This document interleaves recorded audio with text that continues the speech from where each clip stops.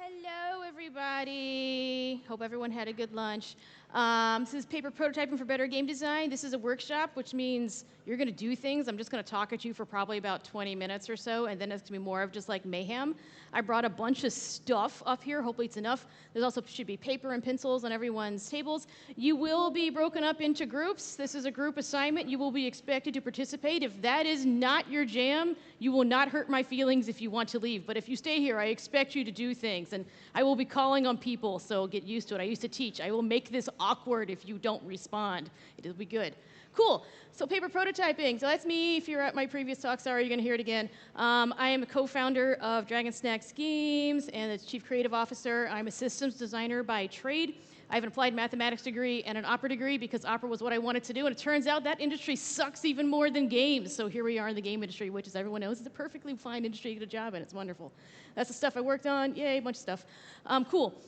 So I am assuming in this talk or in this workshop, you have no experience, or you're junior, you want to get into game design, it's something you're interested in, but you don't have any practical skills, and that is perfect. So we're going to talk about very simple game design, like terminology and some basics first before we get started so that everyone's on some equal footing. And if I bore you because you are not a junior, sorry, too bad, you got to sit through it. So first thing we're going to talk about is what is a core loop, and this is not going to be coherent because we're just going to jump into stuff. This is one of the simplest ways to describe how a game functions, because if you want to go talk to somebody like, hey, I want to make a game, cool, what's it do? You build things? That's not very descriptive. What does that mean? So a core loop is a way to actually describe the mechanics and the flow of what a player is doing at any given moment, and it's all relatable in this beautiful flow chart of like one action leads to another action, which leads to another action, and then this cycle of actions is what the player is actively doing. And it makes it a lot easier than to talk to not only just other random people, but your team describing how the gameplay works. Every game can be core looped in this way. This is a very simple example, but even very complicated games like 4X games we described as a core loop. At that point, you're probably doing loops within loops and wheels within wheels, and that's okay, but you can always describe a game this way. And so I behoove you, before you start today, to think about describing the game you want to make in this manner. Instead of just being like, it's a collection of mechanics. You do this, this, and this. Well, how do they relate together? I don't know. This is how they relate together. After you've figured out a core loop for what your game is, the next thing you should do is develop some pillars. This is something we use all the time, especially with publishers. They love talking about pillars because pillars equals marketing beats as far as they're concerned, and USPs, unique selling points.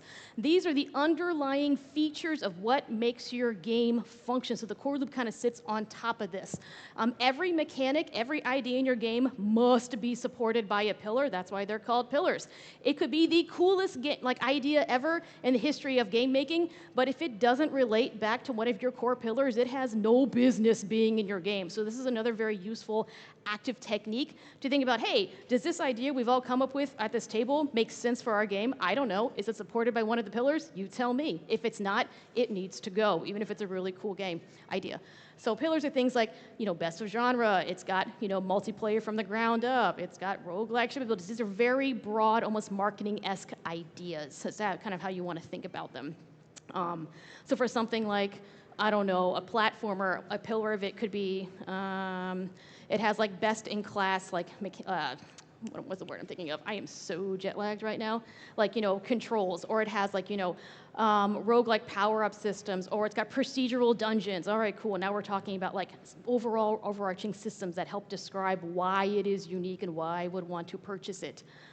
This is my favorite method, actually, though, for starting with how to design games from scratch, because it's very easy to work within a given system, like to make a mod for a game, to make an expansion for a game, but if you were asked to start from scratch, it's actually very, very hard to come up with what to do.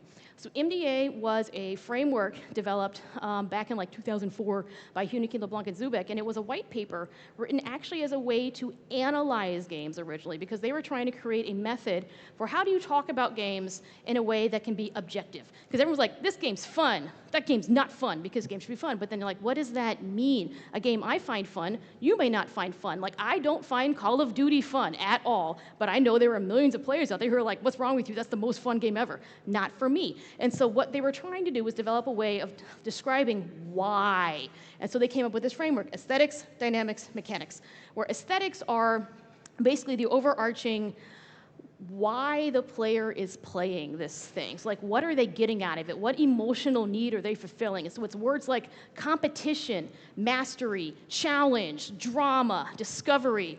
Those are emotional aesthetics of what the game is providing. And so for you, if you find competitive games and challenge fun, you will like games that then fulfill those needs. And if you think drama is boring, you won't like games that are focused on drama as a key aesthetic. So it's a way to actually start to segment and talk about games in a more academic setting. Cool. Dynamics are then the what, or like for how that aesthetic is being performed. So let's use a building game, like as an example. The why, because I want to create. I want creation as my thing. I love building things, creation. The dynamic then is, well, what am I actually doing in the game? Well, I'm building buildings. I'm building roads. I am creating decorations. That is the what of how that aesthetic is being created. But then, how am I building the road? That's the mechanic. And so we think of it as an upside-down pyramid, basically, where you're starting to describe in more and more detail of how this thing is happening. Well, how did I build that building? Well, first you needed to collect the different resources for the construction steps. Then you needed to whack it with a hammer.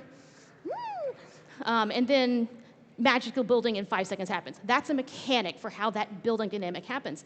And dynamics, you can actually then see when you start to talk about different games in like a comp search, they can have the same aesthetics, they can have the same dynamics, but then the mechanics for how that dynamic was achieved will be different from game to game. Like a building mechanic in Cityville will be different than a building mechanic in City Skylines, but they will all have the same dynamics and the same aesthetics.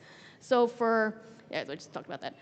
Go back. So what's nice, though, about using this as a framework for designing games is you flip it on its head, where instead of talking about what mechanics does the game have, what dynamics does it have, you start with that a goal of aesthetic is what do you want to achieve in the player and work your way backwards. So many people start at the bottom with what mechanics they want to build with, but then what you're left with half the time is a pile of mechanics that have nothing to do with each other. And while they might be neat individually, they're never coming together in a cohesive whole. So I much rather start here and ask myself, what does the player want? What do I want them to achieve? What do I want them to feel? And work your way backwards that way, and then arrive at your mechanics once you've already achieved the high-level goals. And I know that's very different from how a lot of people talk, but this is how I like to do it. So it's just another way of thinking about it. Cool. Another thing to keep in mind when you're going to start designing stuff is who are you building this for? So here's the thing. A lot of newbie designers design for themselves when they're just starting out, and that's okay because you don't have a team, you don't have test thing to throw through, but that is not how it works in the industry. If you design for yourself, you don't actually have a business at that point because are you the sole customer of your product? Ruh-rohs, that's bad. You need to actually find a target market, a segment of like a community that will actually have enough money and enough numbers to support your business and your game. Otherwise, you don't have a business, and then you don't have a job, and then you don't have money, and then you lose your house, and we're all sad, and we're all back to singing opera in the streets. So that's bad. You don't want that. How crowded is that market space? I don't care if Souls-like is your favorite game. You know how crowded that market space is right now? Don't make a Souls-like, is all I'm going to say. Find a market space that doesn't have every competitor under the sun in it, that has a need, a hole that's not being addressed. That's the market you want to go after. It may not be your favorite game. You may hate the genre. That's okay. But if there's a large underserved population, you target those people because you know what? They have money and time and no one's serving them. Go for them. How is it trending? Same thing. If everyone's building Souls-likes, guess what? It takes 3 to 5 years to make one. What happens when they're all there? Oh, it's going to fall. No. So trendy things are cool, but if you're not already at the very beginning of that trend wave, don't jump on board. It's bad. And then really think about who are those competitors. Don't try to be the next Sims. Don't try to be the next Elden Ring, especially if your team is only 10 people. Don't do that. Don't do that to yourself. Really be realistic about what you're trying to build. What can you actually do to improve the genre space? What can you do to move the bar and build from there? Maybe then, yes, your first couple of games aren't going to be the most interesting things ever. That's fine. Build up from there. It's all good. Cool. So USPs, I mentioned those earlier as part of pillars. This is going a little bit far beyond what you would normally do, like at this stage with paper prototyping, but it is kind of important to think about. You don't want to make a copycat game, I assume, and just basically build a rehash of something else that someone else has been doing. So you need to have a unique selling point. This could be a mechanic. It may not be. Just think about it instead of like, what problem am I trying to solve? What issue am I trying to solve? What am I bringing to the table that is new and different? The word gets popped around, innovative, all the time. And sometimes that just means like you put a roguelike thing in a city builder. builder. Did you make up roguelikes? No, that's fine. But you mix the two things together, and that was enough. That was innovative. But were you actually solving a problem in the city builder space? I don't know. And if there wasn't a problem there to solve, they may not be a unique selling point, even though it was innovative. So the best thing you can always do is do market research, especially if it's a genre that you are comfortable with and you know a lot about. Identify those core issues and then think about how to actually solve the problem, not just doing it sounded cool. And where you go from there, and this you should do today, is player personas. I talked about this briefly in my other talk this morning, but this is how you start to talk about who that target market is that is not you. Who are these people? It's very easy to get lost in the numbers and the data of like, well, we know there are 400 million people who play games, and 200 million of them are under the age of 30, and half of those are ladies. Cool, you said a lot of things. Who are these people? So what you see companies do is they craft player personas based on specific cohorts within this data where you're like, and they give them names and faces, sometimes titles, and you start to like put actual data behind these people. So when you talk about them, either to your design team or the marketing team, it's a lot easier to be like the Darrens of the world. And in this case, he's 18, he's college educated, he really likes Galaga and like shoot 'em up type games, and he likes things that are couch co-op. That is a very specific kind of player base, and there are lots of people who are Darrens, and you've got maybe Susies or Karens who have different kinds of play patterns, but you've already identified them as the core people who like this kind of genre, so you can start to then basically bucket your mechanics and your dynamics and your aesthetics by player persona to make sure that everyone you want to try to target is actively being targeted. So I like to say in this made-up game, your aesthetics are challenge, mastery, and discovery. And Darren likes challenge, Susie likes discovery. Cool beans. And then you're starting to design your game, and you realize you have almost no mechanics under discovery, and everything is falling under challenge. You have a problem, and you can actually then identify to be like, wait a minute, Susie's half our player base, but only like 10% of our mechanics are actually geared towards the Susies. Uh-oh, that means we're going to lose all those players. So you have to then make a decision. Do we change the game to make sure that our target audience is being served, or do we have to find a new target audience? That is a decision you have to make, not me. But you do need to start thinking about this, like, who are these people? And then are these different ideas and systems actually lining up with the people you have identified as your core audience? And this can be very heartbreaking, especially, again, when it is the coolest idea ever. And you're like, man, I love this feature. It's so good. But do one of these three people like it? No? Get rid of it. Cut it. Make it die. And that's why you do things on paper, because then you just literally rip the card up and you tear it up with your little heart and you're like, I stomp on you and you're dead. And it's fine. Kill it first on paper. And really, really, really the most important thing is be honest. And remember, who are you designing for? It is not you. It is that target player that you have identified. Is there a viable market even for this game? Does it make sense? Can you actually make money off this?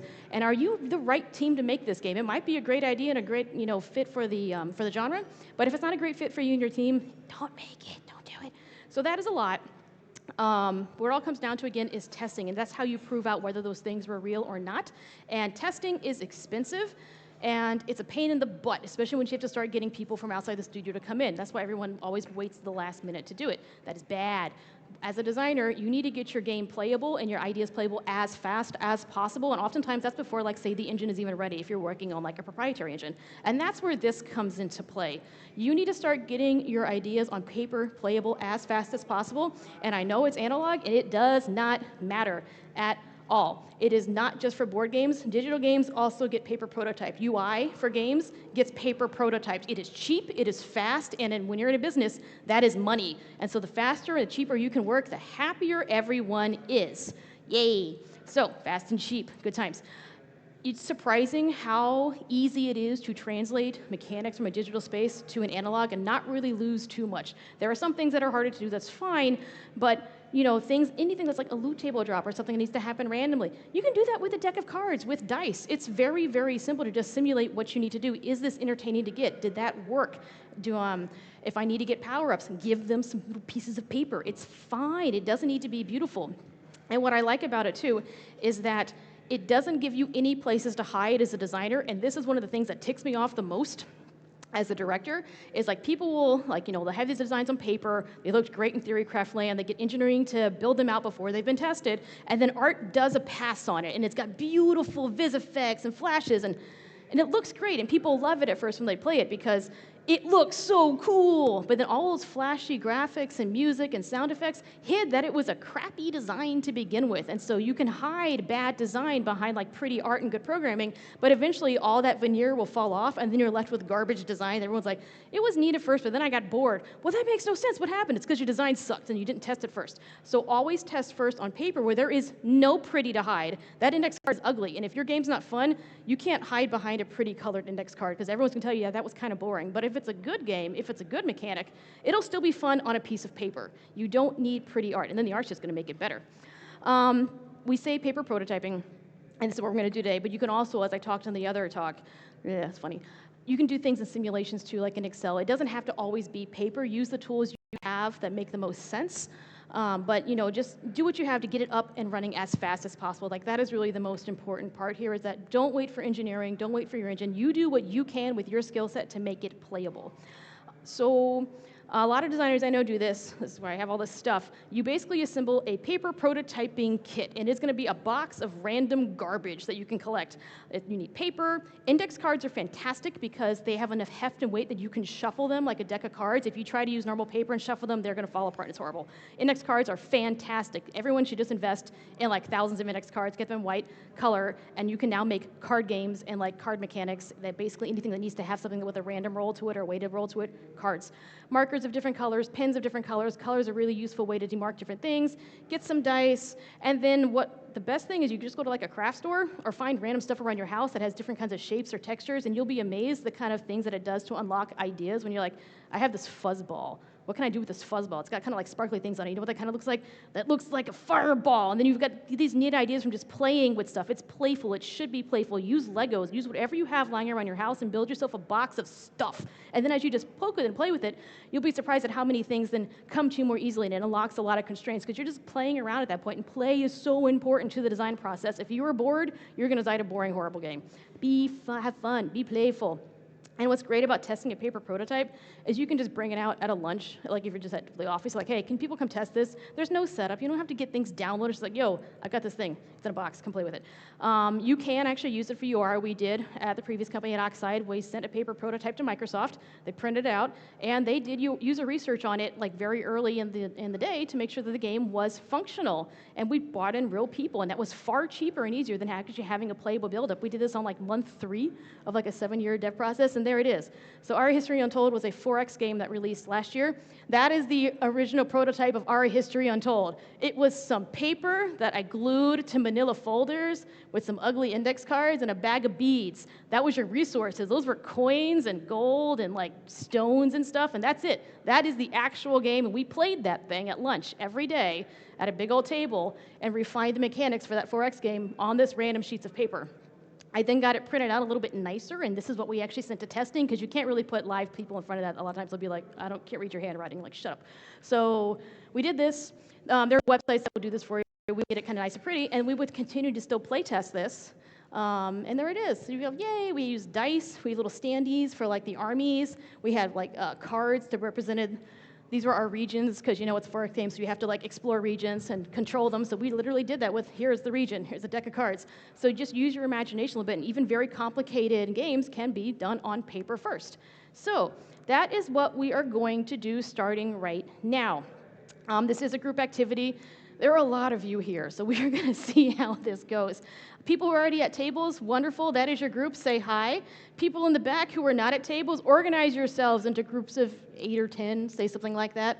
And then what we're going to do is you're going to plan out the game you are going to prototype. We have some amount of time, probably about like 2-ish, a little over 2-ish hours. And so we're going to take the first, let's say 10 to 15 minutes right now to think about what game as a group are we going to make? What is our core loop? What are we building? What are some of our big pillars? And who are our players? I know you don't have any data for this, so just make up some player personas right now that are based in reality. So if you're just going to say make, I don't know, like a builder game, actually think about a comp title that has players and be like, well, okay, I want to target like people in this age bracket of this demographic in these markets. Cool, that's good enough for today. But then by the end of this, everyone on like a sheet of paper should have a rough idea of a loop drawn out, who their players are, and a handful of pillars, say 2 or 3, doesn't need to be a lot. And just, this really can be anything, and have fun with this. If you can't think of what to do, I will assign you a topic and something horrible, and it will be terrible, but it will get you going. So if you need help deciding, that is fine. So let's take 10 or 15 minutes now to start brainstorming what we're gonna make. And by all means, make it doofy. Like, you like to build cars, make it about a car simulator building game. Power wash simulator, by all means. Like, it can be ridiculous, and that's fine. Go now. I'm gonna start wandering around and picking on people. Organize into groups, this is a workshop.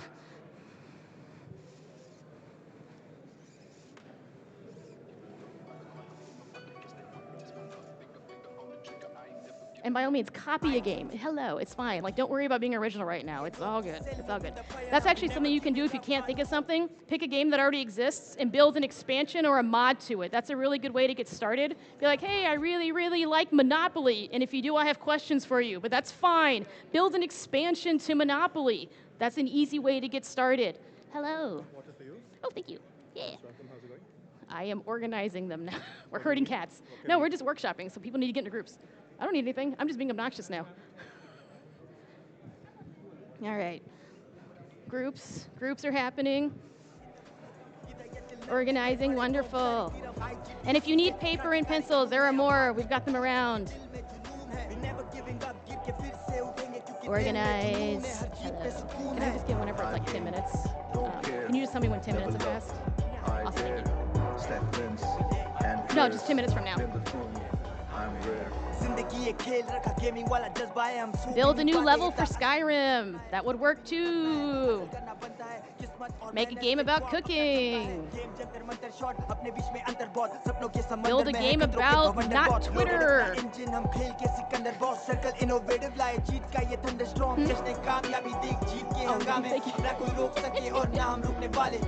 Make a game about racing. It can be a racing like taco trucks. It can be whatever you want.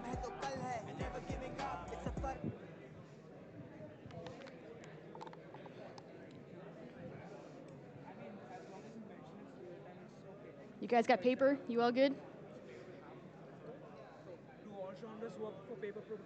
Literally everything will work. You just sometimes have to be a little bit more creative. First-person shooters are going to be a wee bit harder, but you can definitely do it.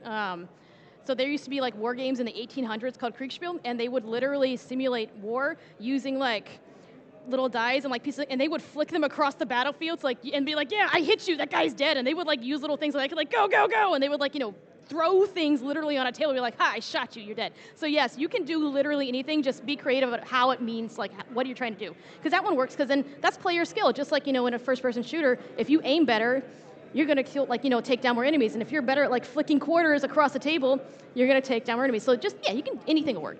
Whatever sounds good.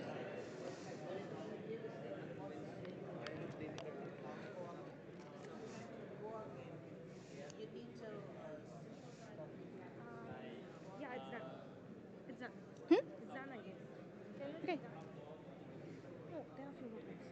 What?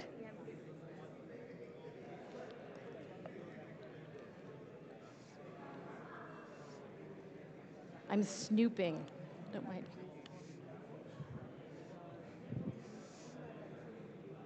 Hello.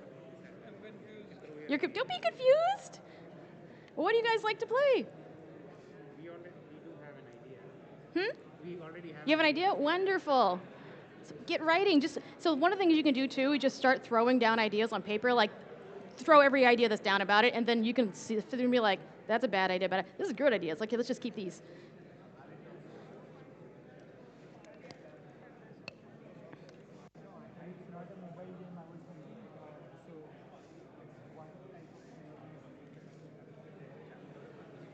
Snoop, snoop, snoop.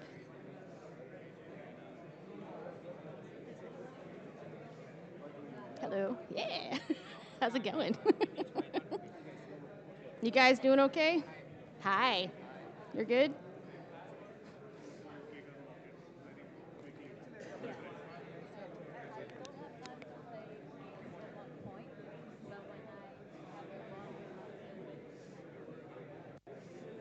So just like moving outside also to see if there's anything else you might need and a few other logistical things. But, I think we are you doing good. okay? Yeah. Yeah, I'm going to go bother them until I have to presentations in 2 minutes. on the 7th for lunch. Yeah, that was the On the 7th?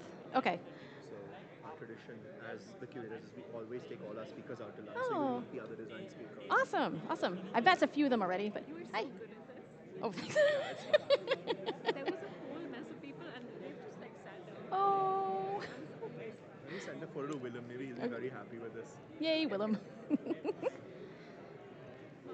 two people sharing a chair. Hmm? There are two people sharing a chair. It's so cute. All right. All right. All right. See you in a bit. See you.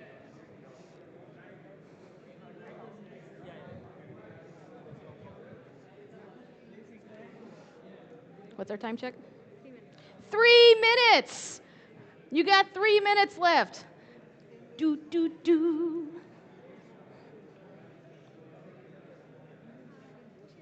It's been 3 minutes. We have Oh, time. you've got 5 minutes left. My bad.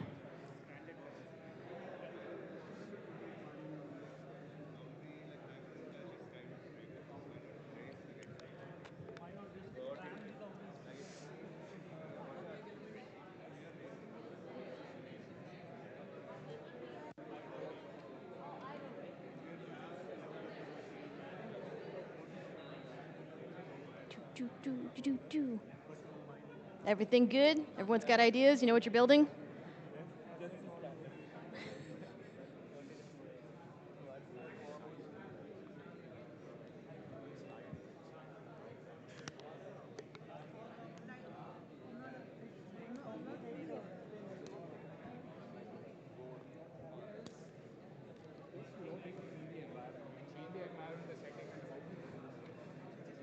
Do, do.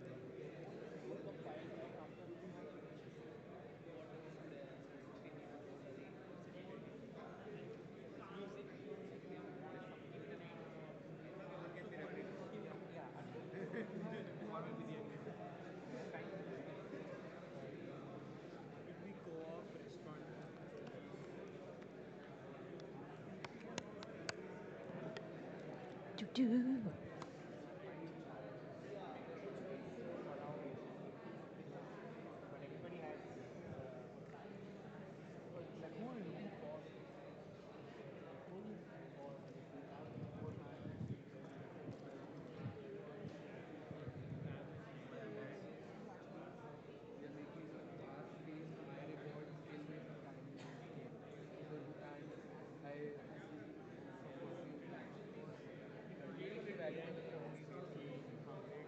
Good.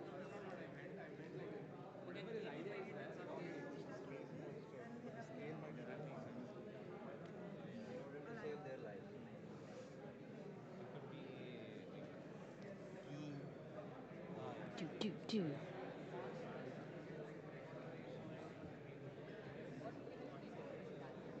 Yeah. Like it can be the same properties, but the shape is just different.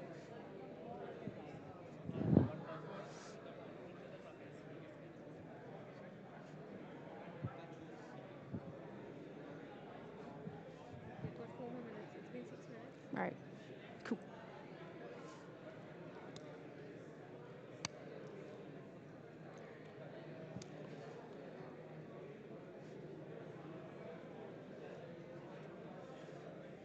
I can leave these. There's 2 of those. Yeah. Oh.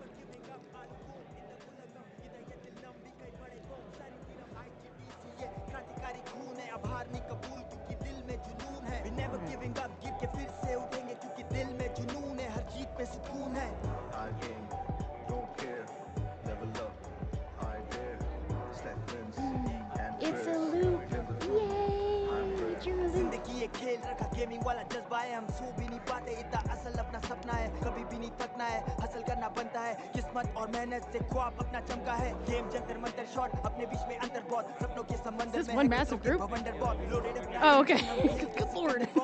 Innovative लाए जीत का ये thunder strong जश्न कामयाबी देख जीत के हंगामे अपना कोई रोक सके और ना रोकने वाले जश्न कामयाबी देख जीत के हंगामे अपना कोई You're रोक gonna सके build और an ना actual रोकने playable वाले game in 2 hours. हम है तो कल है never giving up Yep. सफर में मगन है never giving up ये सफल This is the का first step. never giving up Yup. असफल का ये फल है Yup. IGDC ಇದು ಪೂರ That is the plan. Nice to meet you. ಸೆಲ್ಲುವಿಂದ ಪಯಣ we never Oh yeah, sorry. I am from yes. Dragon Snacks Games. Yep. Nice to meet you too. Thank you. Hello. never giving up गिर के फिर से उठेंगे क्योंकि दिल में जुनून है हर जीत में सुकून है Don't care, level up, high there, stack wins, and press, win the phone, I'm fair, high game, don't care, level up, high there, So good. stack wins, and press, win the phone, I'm fair. I really wanted to come. I don't know whether I can be a part of this. Yeah, just join a group by all means. Just try it and see how it is. I mean, that's the thing. It's like anyone can do this. There's like no skill required. Like there's no prior knowledge. So just join a group. இதயத்தில் நம்பிக்கை படைப்போம் சரித்திரம் IGDC क्रांतिकारी खून है अब हार नहीं कबूल क्योंकि दिल में जुनून You got 1 minute left, everybody. Start writing down exactly what you're planning on doing if you haven't. Do, do, do, do, do, do, do. You have 1 minute left. Get to writing now, everybody. Figure out your plan, because I am going to call on you, and you're going to present after 1 minute to the group.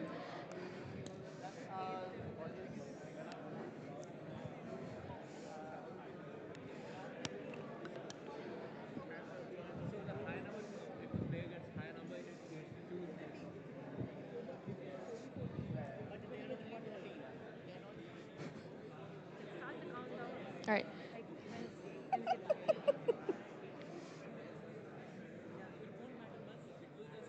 There's that 10. Yeah. Well, yeah. It is what it is. All right, 9. And all right, everybody, pencils down. I hope you know what you're doing. Do, do, do, do, do, do. Okay. Hello, everybody. That's time now. Yay! I hope everyone's got a game idea. Everyone happy with their game idea? I hope so. Cool. That's that one. All right. I'm going to start calling the people, and I'm going to come stand next to you, and you're going to tell me what you're building in front of everybody. Hello, group here. Your group front center. How's it going? What are you building?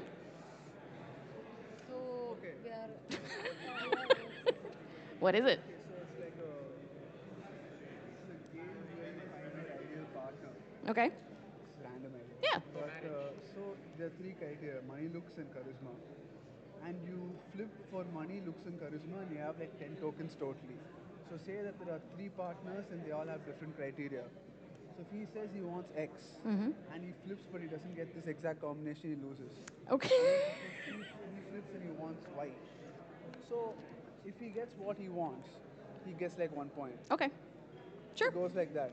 And then you were going to test that, and you were going to build this out right now. You could also do that. I predict what he wants. See, that's interesting, because now you've got gameplay between 2 people, because otherwise it's just you versus a system. So think about, do you want it to be cooperative or competitive? What you guys doing? Hey, front other people, how's it going? Yeah, so we have a core loop and we have some pillars here. And we are now writing down the aesthetics, dynamics, and mechanics. That sounds good.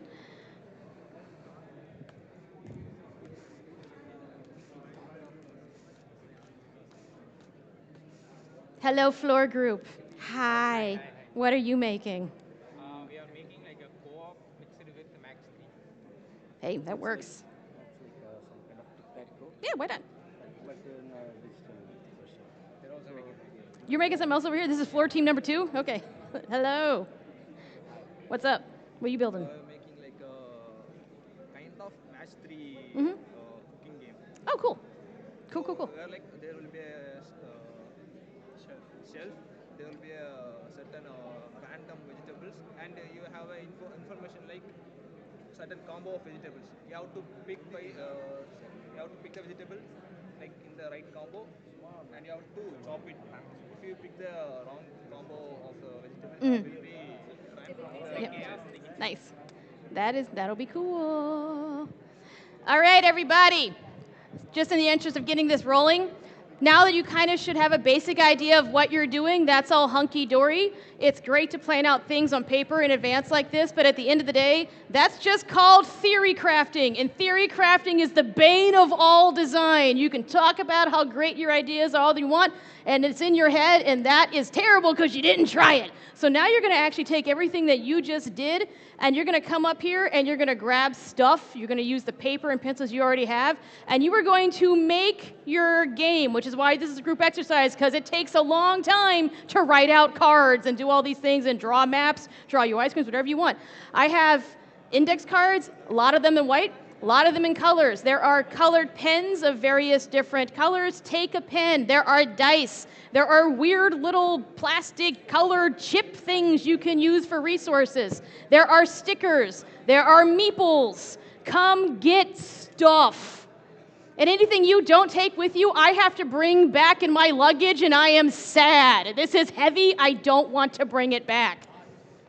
If you need help figuring out what you need, come find me. But this is a limited supply of stuff. Get your butt up here and get materials before someone else grabs the cool stuff.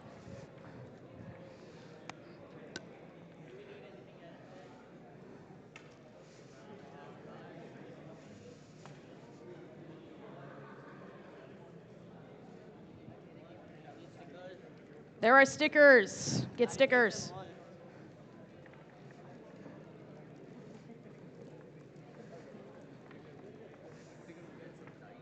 Get dice. Get index cards.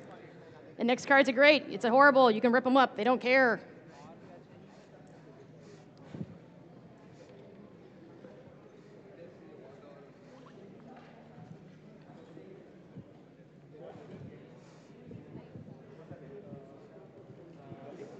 We still got plenty. All right. Get this off. Eat.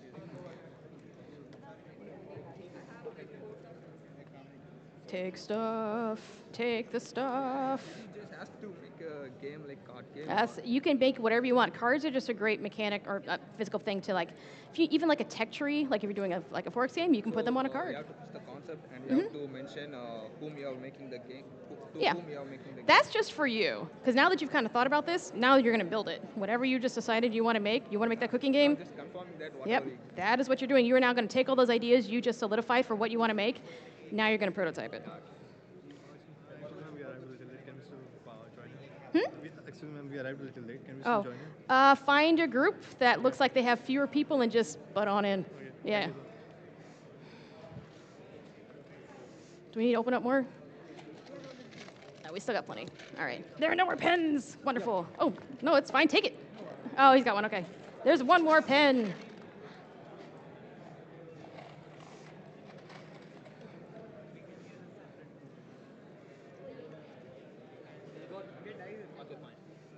No one liked the yellow dice. No, they're kind of ugly. Yeah, it's all good.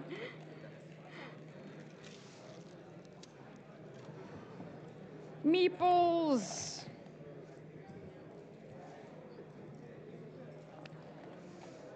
And there are 2 bags. You have to draw things in secret. There are 2 of these. They are useful, but I only have 2.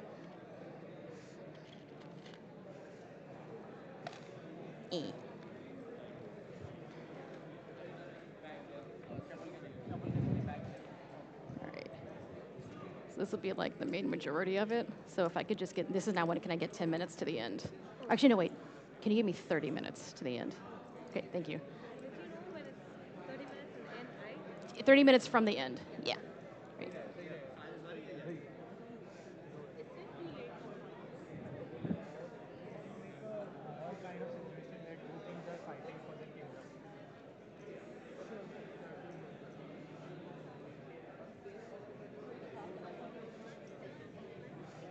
Hi. Since we arrived a little bit late and were unable to join a game, do you need Just- any just make a group. volunteer help? I could just No, you can just start now. You'd be a little bit late, but whatever.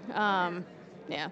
So basically what you want to do just to catch you up is the easiest thing would be to like, you can make a game from scratch, that's fine, but since you're trying to catch up, if there's a game you really like, either a board game or digital game, it doesn't matter, design either like a mod or a level for it or something, or an expansion or make a change, and just, you're gonna want to come up with the main ideas, because you missed the opening presentation, right? Yeah. It's all good. So really just think about what are you trying to achieve in the player, like are you trying to make them discover something new, are you trying to like challenge them, are they trying to gain mastery, are you trying to make them discover something, figure out then what kind of mechanics you need to build up into that, and so that's why it's easiest to start then with like an expansion to something, and just, then yeah, use stuff to like start to play with it.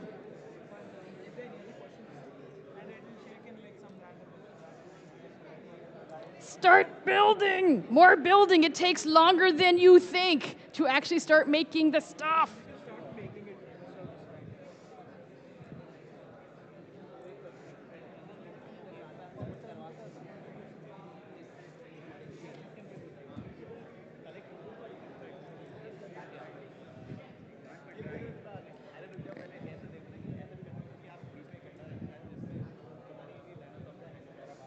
So what are you guys making?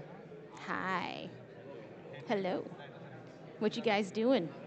We thought of game of We made the dragons. worst mistake.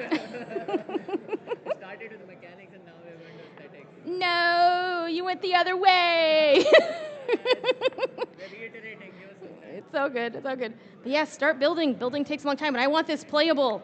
We're gonna play this.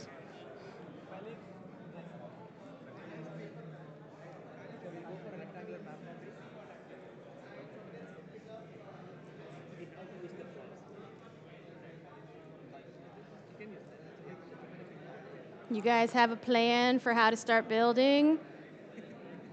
I don't see anyone building things. Oh, I see him building something, okay. You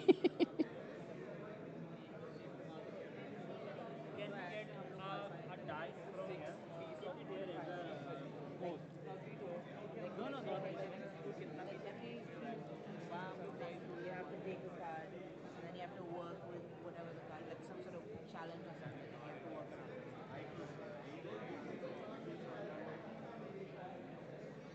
You guys all good? How would paper prototype essentially monster construction? Oh, you can absolutely do that. So like that's a great thing with like colors and stickers. So you can like, I have no idea actually what you're building, but let's just say you need to collect certain kinds of parts. Like, you know, chest, torso pieces are red, limbs are orange, a head is blue, and you can have different kinds of each. Maybe they're worth different amounts of points, and you have to not only then collect the whole color set for like, I need to have 3 limbs, 4 limbs, 2 heads, whatever, and then you have to say like, you only have 20 points to spend on your monster, so then there's a whole like, you know, push and pull of like, well, I've got these cards I really like, and they've got different abilities, but no, they cost 22, what am I gonna do? I mean, yeah, just, you've got stuff, and that's why like, it's fun to have all these different pieces, because think about how you can use those stickers or those pieces. What can they mean in the context of monster parts? Are they like, you know, blood tokens? Are they muscles? Are they power-ups? Do you have to match colors together to like attach a limb to a torso? I don't know, you tell me. But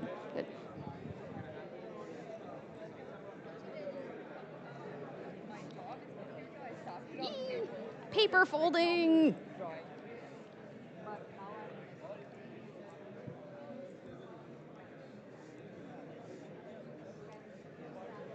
I have not harassed you guys yet. Hello, what are you building? We are making a battle game, like a combat kind of Cool. a thing. So the idea is there is a weapon collection system, and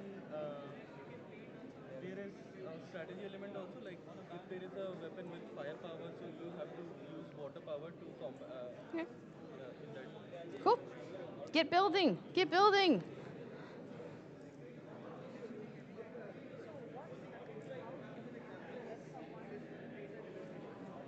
Then we have dices because now it's a paper prototype.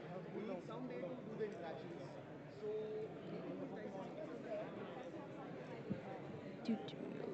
Sweet.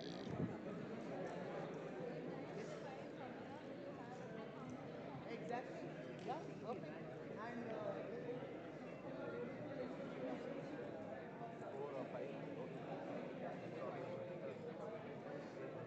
It's more like Just looking. Snooping, snooping, snooping.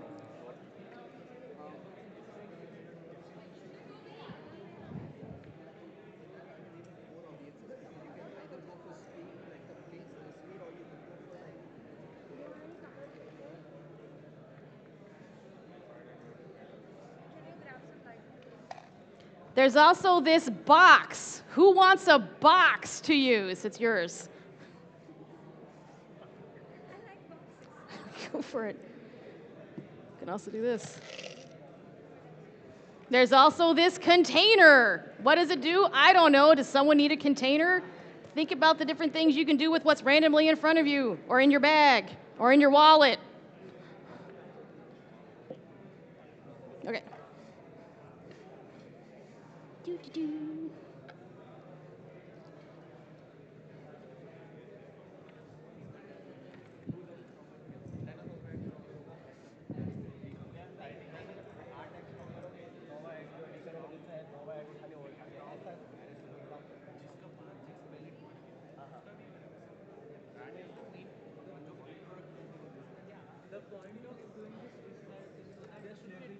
Oh my God, it's adorable. It's so good.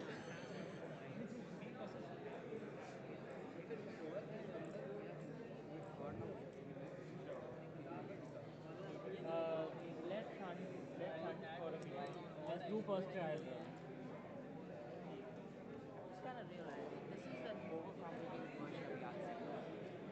This is just Yahtzee with extra things stuck on this. There is nothing wrong with Yahtzee with extra things. That's the board game Alien Frontiers, and it's fantastic. No, I absolutely agree. Yahtzee is extra fun.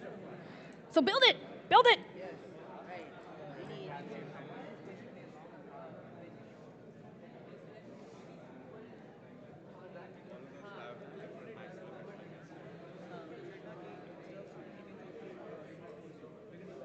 Oh, that's clever. You used it as tape. Yeah.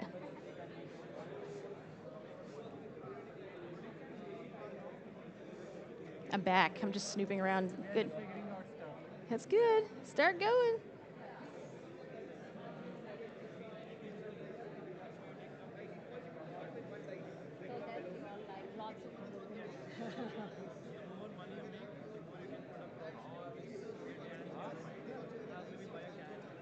And you can customize your lobby.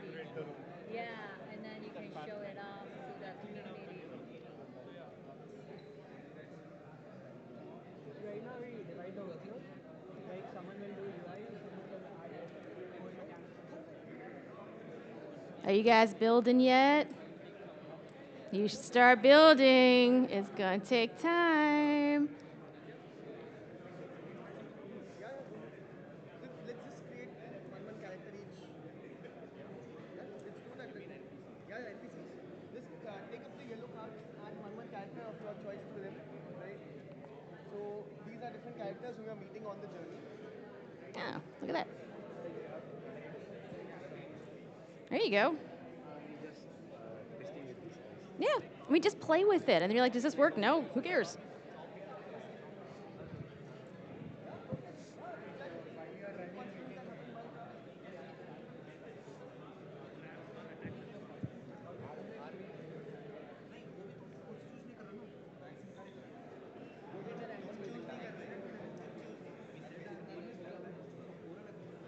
You got both bags.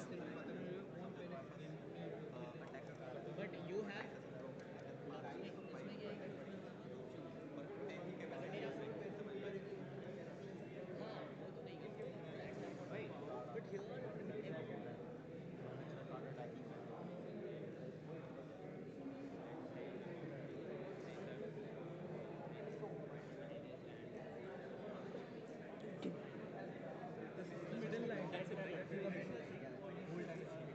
What you guys building?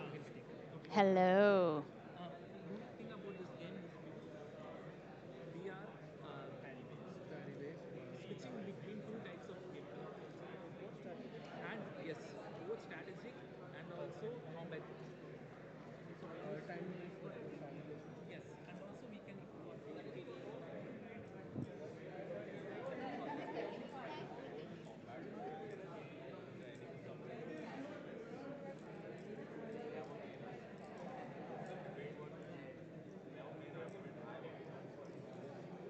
Why is he the only one drawing stuff? What's everyone else doing? Split the load. More people make cards.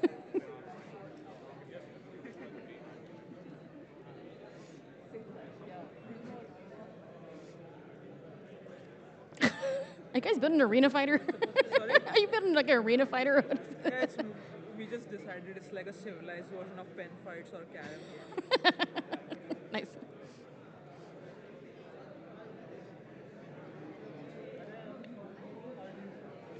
Build, build, build. Yeah. Ugh, ugh, ugh. I actually just came 2 minutes ago. I'm a little blur on the assignment. So what's going on is you're going to make an actual playable game right now, because to be like, it doesn't need to be pretty, it doesn't need to be good. Just the concept is get your ideas down playable first and then actually test how good it is instead of just having it all up in your head. And so coming up with what is your basic core play patterns? Like, what is the player doing? What are your core mechanics?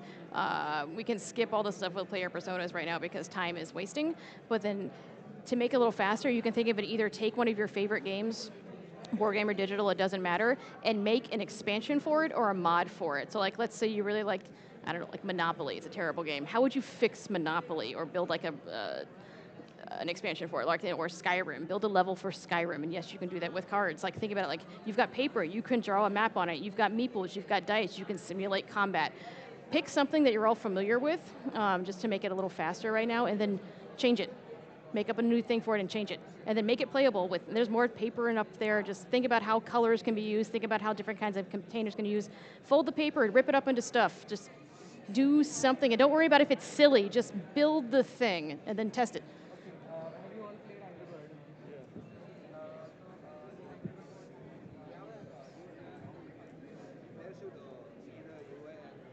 Color.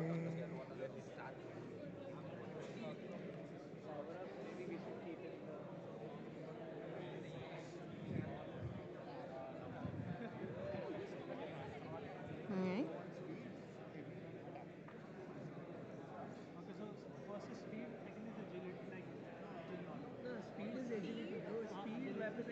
Are you guys building or still planning? We are building now. Okay.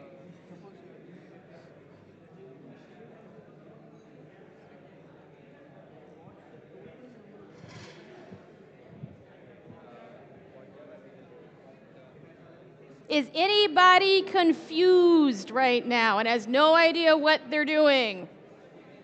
Wonderful.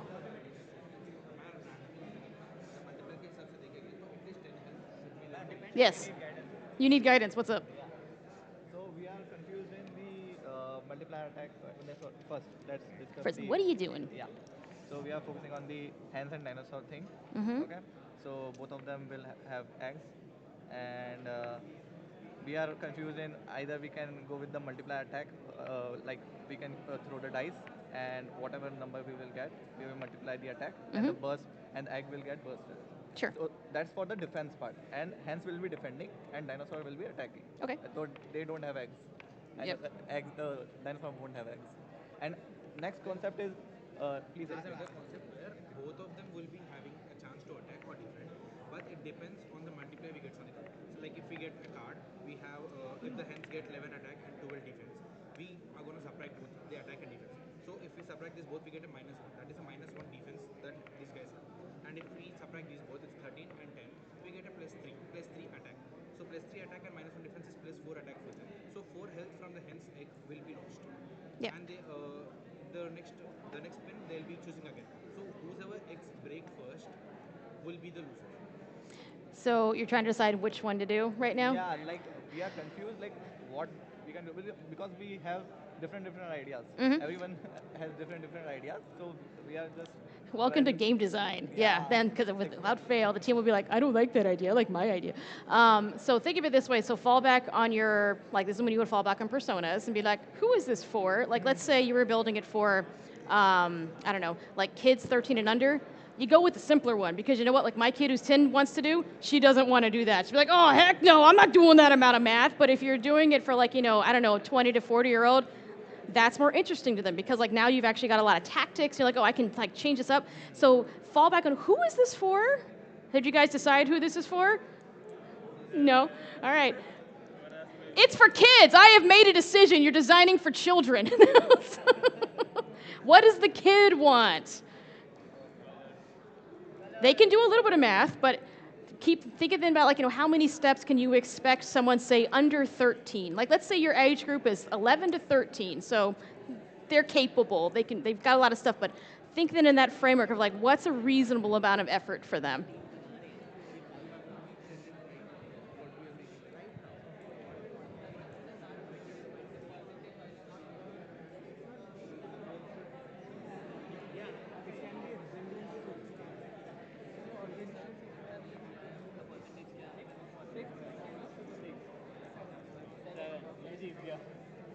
This is just first.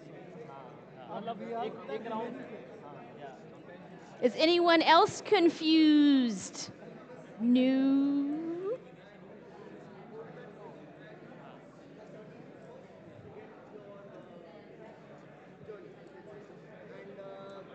okay, what we could do is the entire journey has to be done with, let's say, 500 rupees.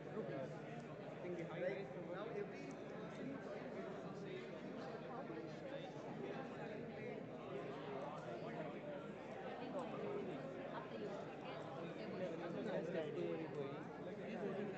Hello. I'm super confused. Are you part of this group? Slowly getting It's it. like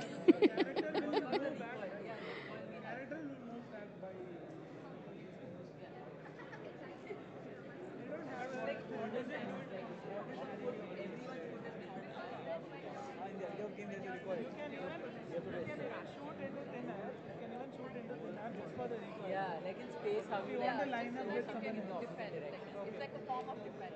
all right. Yeah, and repositioning, like for your next attack. Yeah, yeah. Oh, because we can't rotate.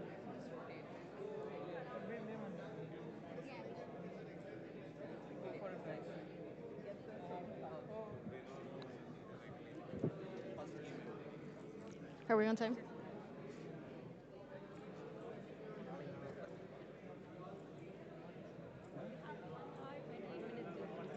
Okay.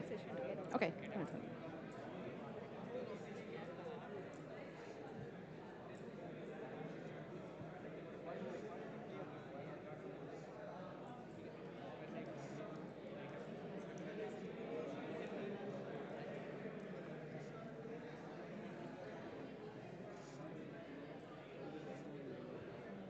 Let's just make a simple monopoly board. And based on what we know, we land on the stack that we know.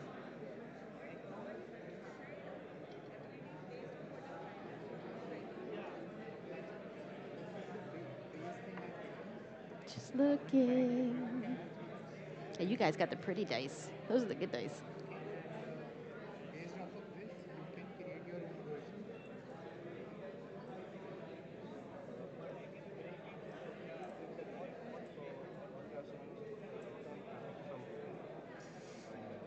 Yeah.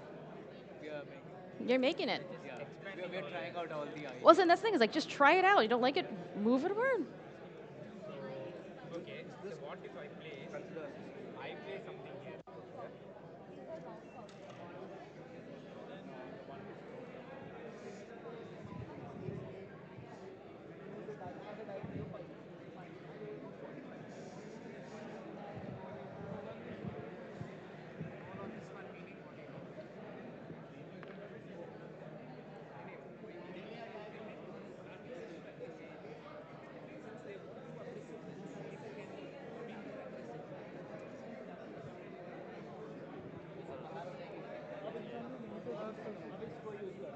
But because it's a higher quality part, it's more expensive.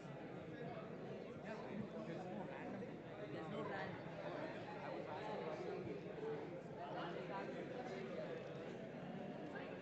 Have you ever like shaken things uniformly using up and down?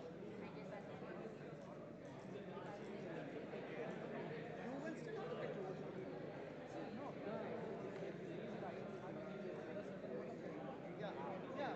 So you can go 4, you can go less than 4 also. Yeah. Ooh, you have a map. Ooh.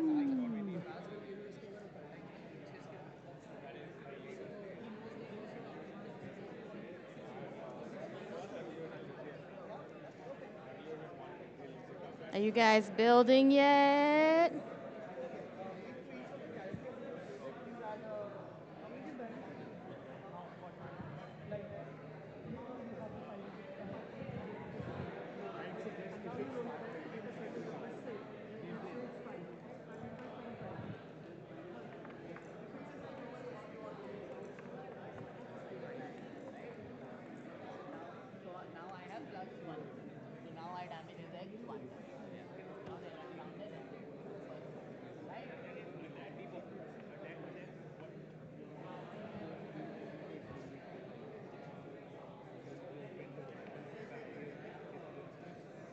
So time out, everybody.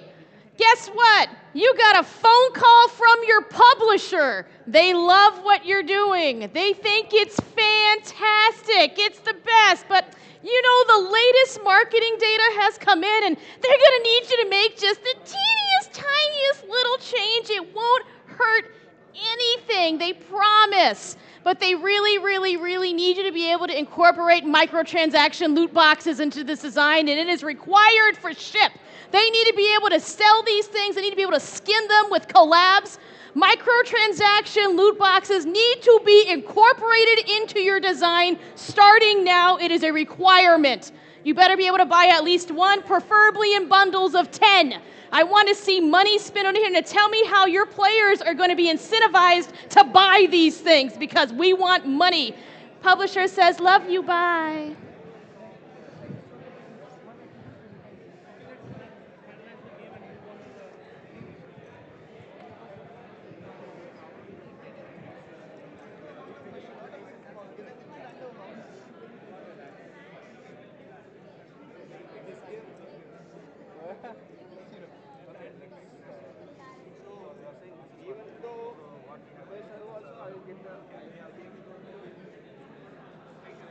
Hello.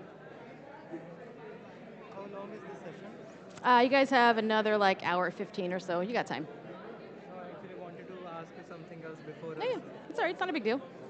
Can I? Yeah. This happens ki I come from like a game design college right now, but before that I have done fine arts. So after that, like I avoided math for my whole life, and finally when I'm in this field, I got to know that like if I'm putting a coin somewhere, I need to know why is it there. If I'm making some mechanics, why is it there? Yeah. If I'm making an algorithm, why is it there? Like everything. So if I want to start with system designing, mathematics, and how to balance out my system, how can I start with that thing? Because I'll just add one more line. Because what happens, like where I'm coming from, we focus on concepts, but doesn't mean if you have a good concept, you'll have a good game. Yep. Because the game has to be balanced out. In Tekken, let's say if you feel like some move is off, you know someone fucked up in the background and the calculation is off. Yep. How do I start with that? So like if you're looking to build like portfolio pieces, Huh? are you looking to build like portfolio pieces for like when you graduate? To be honest, yesterday my laptop got stolen, so I don't have anything anymore.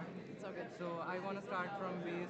So this is actually a really useful thing to do then, is just make card games, make board games, and then what you can do is that you're then responsible, because all this is really just balance at the end of the day, because there's no other skills required here. You can just, anyone can put stuff on cards or use dice and record what you're doing, like write a blog about it, or just like even on a notepad, be like, I started here, I started with these numbers, I play tested it, this felt off. I changed these things to here, and now I'm going to play test it again and see, did that make it better, did it make it worse?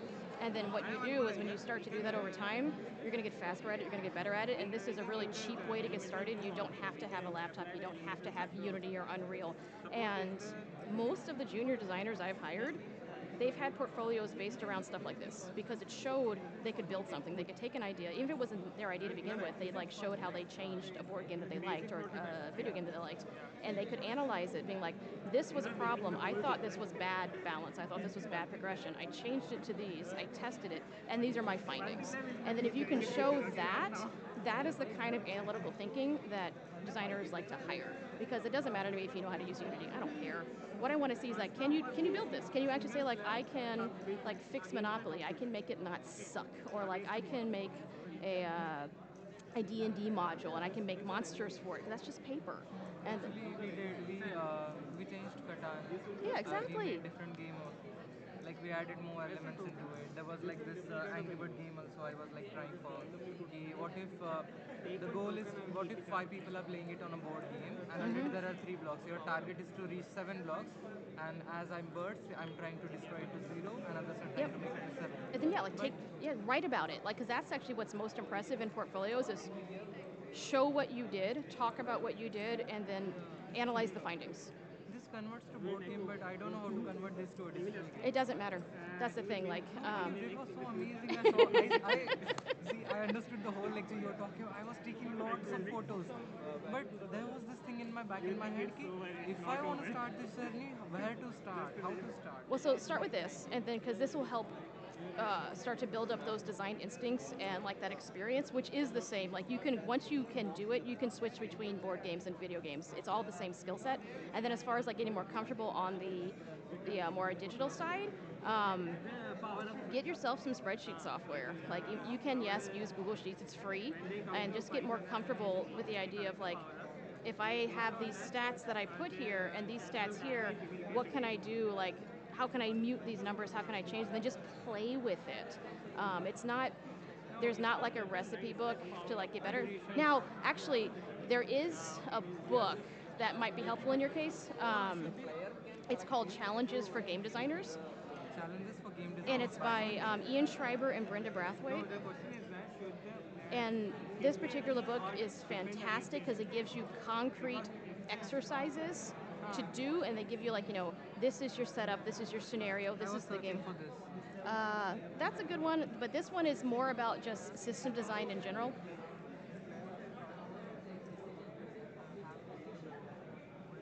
Challenges for game designers. Schreiber and Brathwaite. Yeah, it's coming up. That's it. Yeah, because all it is concrete real-world examples, and then with some ideas for how to do it. But then that is what's going to make you better at system and balance design. It's just then giving yourself a problem and trying to solve it. And then that, a lot of those are based on video game examples. Well, those are two of like industry like system design video gamers.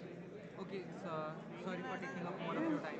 So let's say a person has designed already existing, let's say digital level, and what is the issue happening is the progression is not really there. Yeah.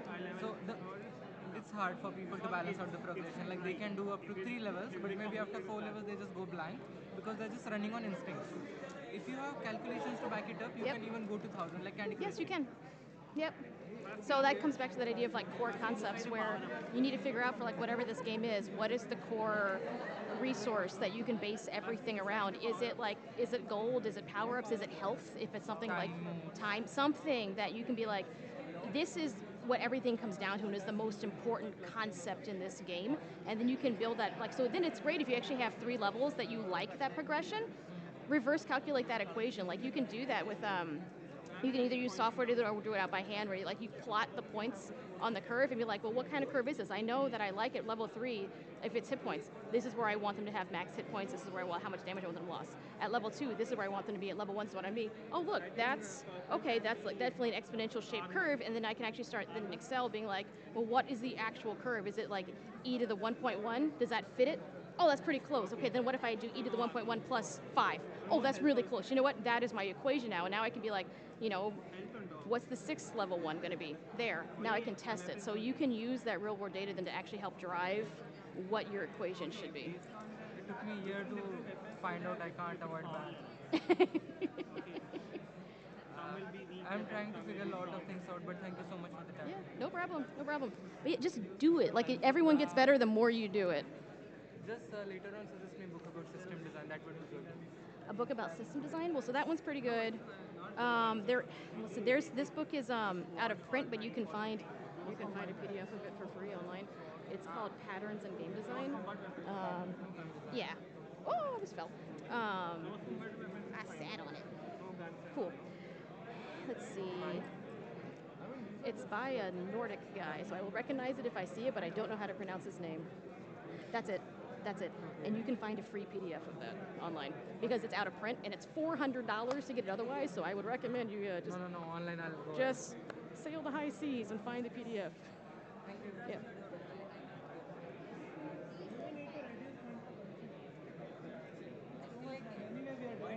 You guys got your loot box all figured out, or is publisher going to be mad at you? Ruh-roh. Would having skins satisfy the condition? Paid Yeah. skins. That'll do it. That'll do it. They are going to ask you if to make sure that the players that you're targeting are going to like your skins. If you want to annoy the players. What? Advertisements to annoy the players. Sure, and depending on your player base, you know what? Trolley games have a time and a place, so you know it's all good.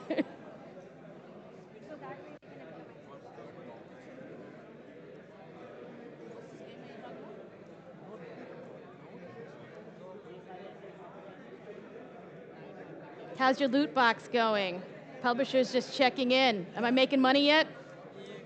Kinda. All right. I want it to be yes next time.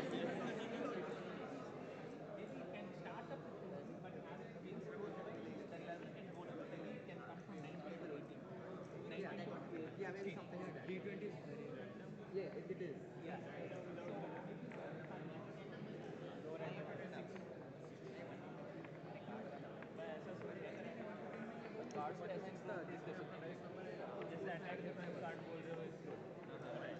Are we building? Yeah, we're getting something. Okay. All right.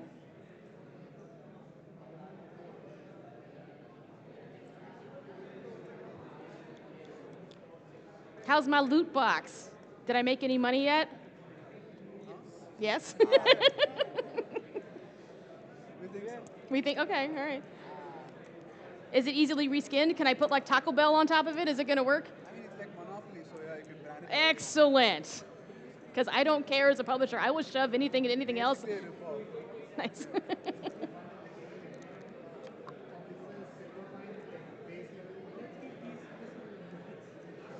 it has the highest minimum precisely. Sure. Since we have purple board there, but it's in the select purple.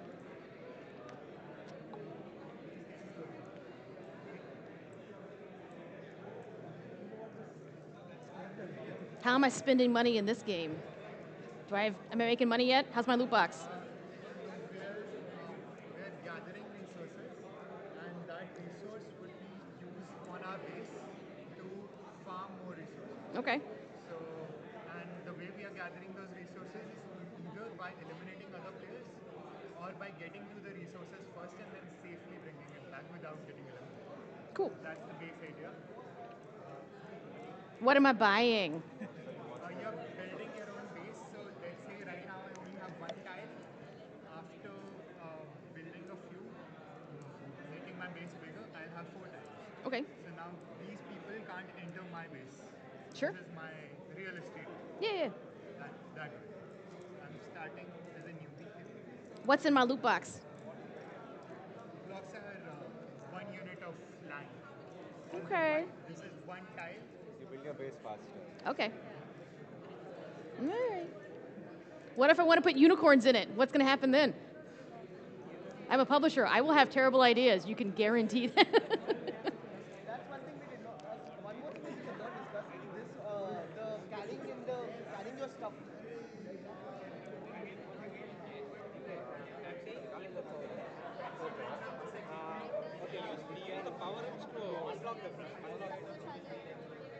Hello. How's my loot box going? Just made a system to a more complicated game. Okay. I want to make money. We're still trying to add the money aspect into it. Well, I would hate to hold up your milestone payments. I really want that loot box. I don't know, $1 million. How much is the publisher paying? Huh? How much is publisher paying? You decide. Tell me how much it's worth. Do we make it a pay to win game or just a pay to? I just require it to have a loot box. That is the only requirement I'm giving you. You tell me how you're going to implement that. You want to make it pay to win, that's on you. You want to make it cosmetic, it can be cosmetic.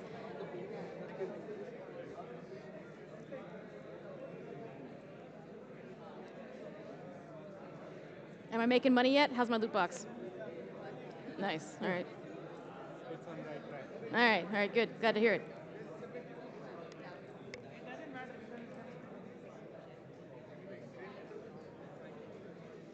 Do I get to buy cool new monster parts in my loot box? So I think we have a pretty solid idea of what the game feels like, works like. We tried to add a dice. We got 1 dice mechanic. Okay, you don't have to. I mean, that's it. Try it, and if it does sucks, take it out. I mean, No. We have 1 dice mechanic Okay. that we actually like. Great. So I think we've got the idea down. So, We are only using D6. okay, and that's totally fine. Yeah, their D6 are easy. Yeah. So we got 1d6.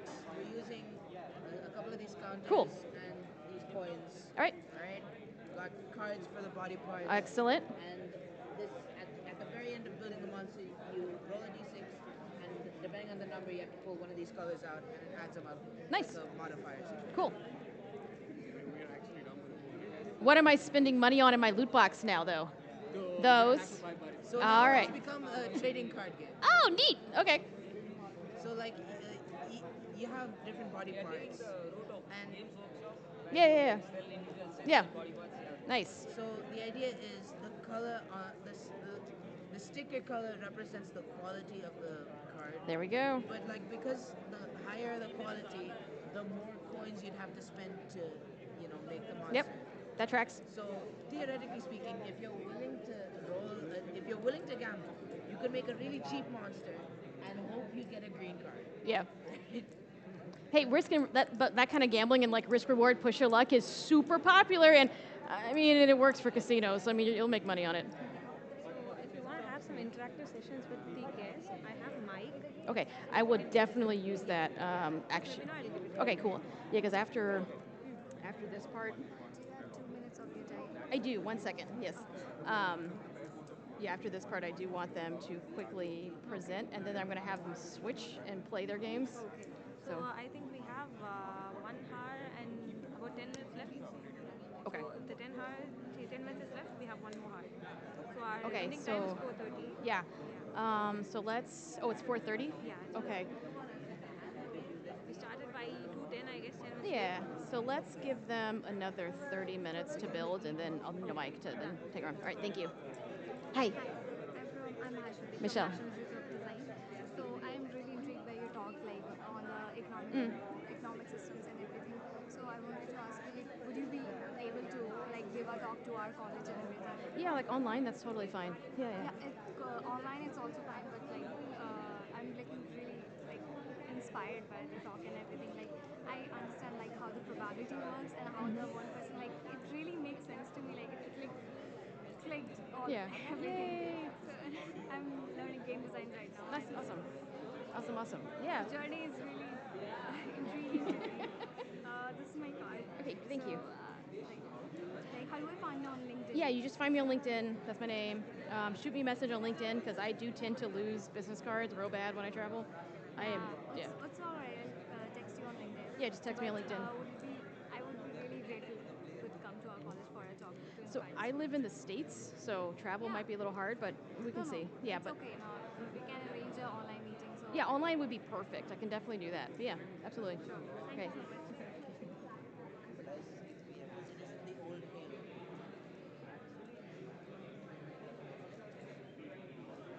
Has everyone actually started play testing what they've been building? Or are you just talking about it? People should be playing with it. You should have enough built now that you can start to move pieces around.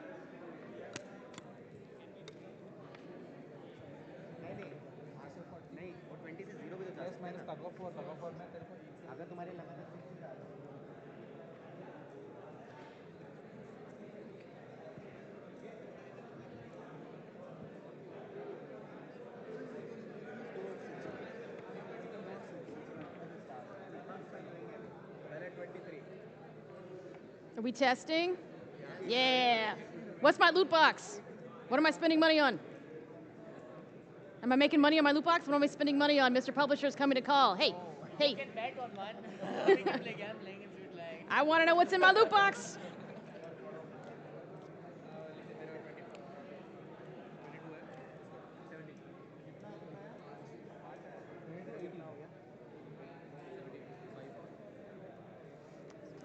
Testing.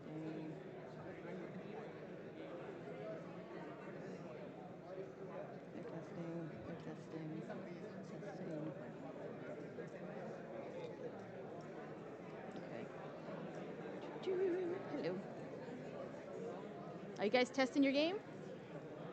Have you started to try to play it yet?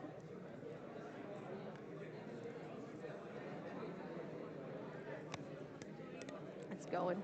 I saw some, like, a friend sent me a picture of the dice, and I'm like, wow. No, most people have something up in Playable already. They're getting stuff in. It's good. I've already thrown them a curveball, which has been.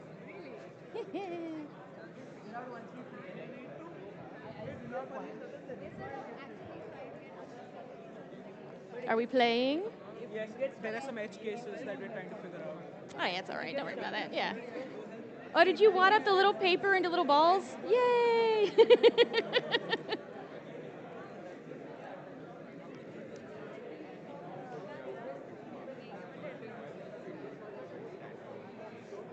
Are we testing? Are we playing it now? We're building mechanics. Oh, it's okay, okay. How's the loot box? Okay, because I like to have money.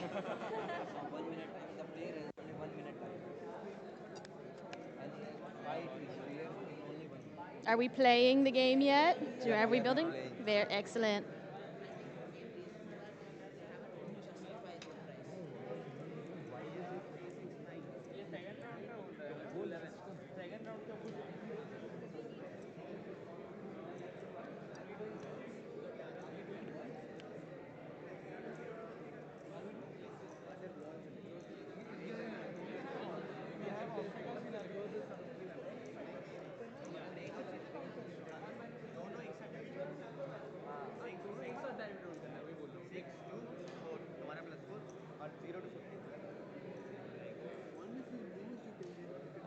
Hello. Aren't you tired by standing too long? No, it's all good. I use a standing desk at home, so this is all good.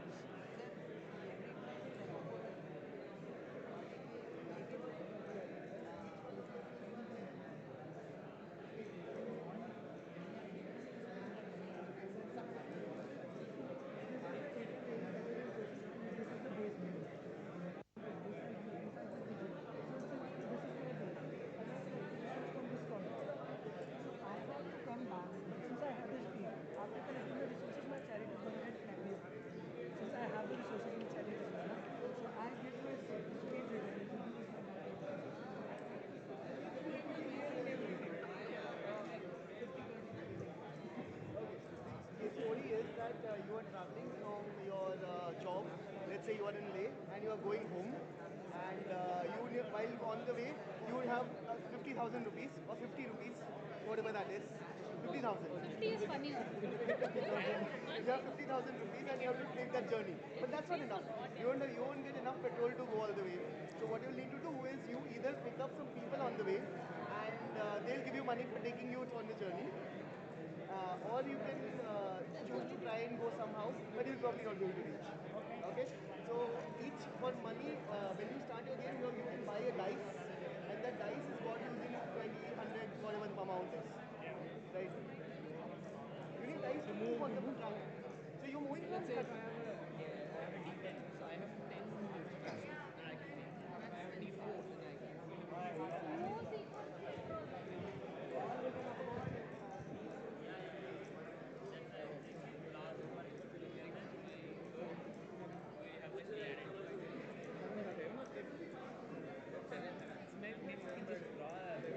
Is everything okay over here? Where'd your little arena go? You had something and now it's gone. Where'd it go? We are making a grade Okay. I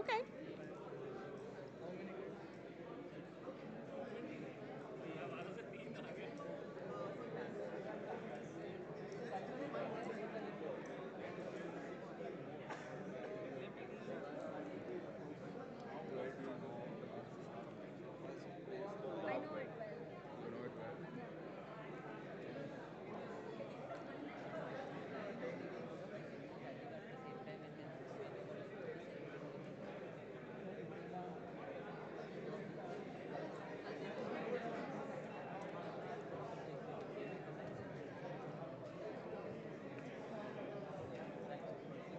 Are we playing? All right.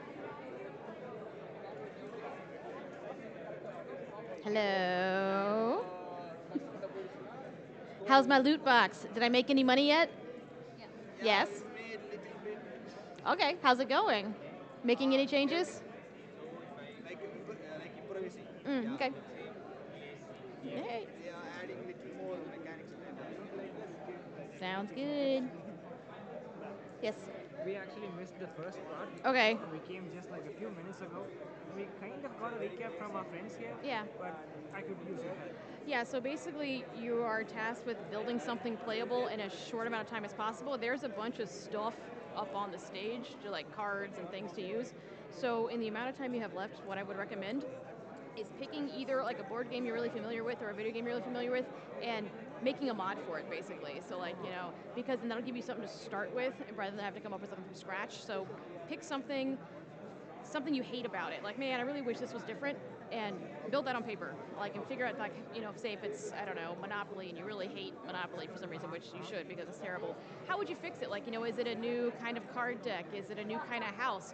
Can you, like, destroy people's buildings? Is there a bulldozer? So, like, figure out something that is just like a mod basically to an existing game, and then go build it on paper. And we're gonna, the new rule that's been incorporated halfway through is it must include a loot box that's microtransaction, because the publisher is now requiring that they're gonna make money on it this way.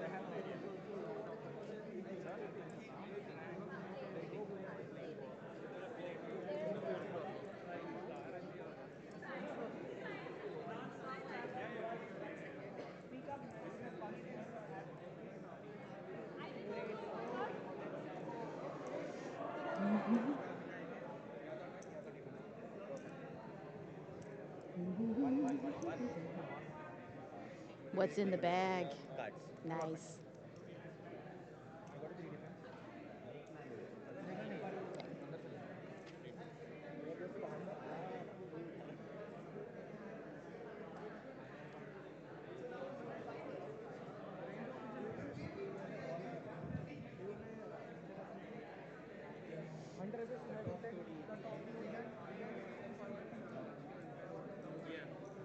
We all good?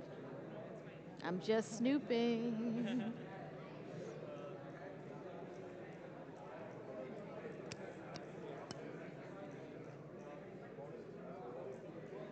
Should I move around and check out our competitors? We're gonna do that real soon. Just time out. It's coming.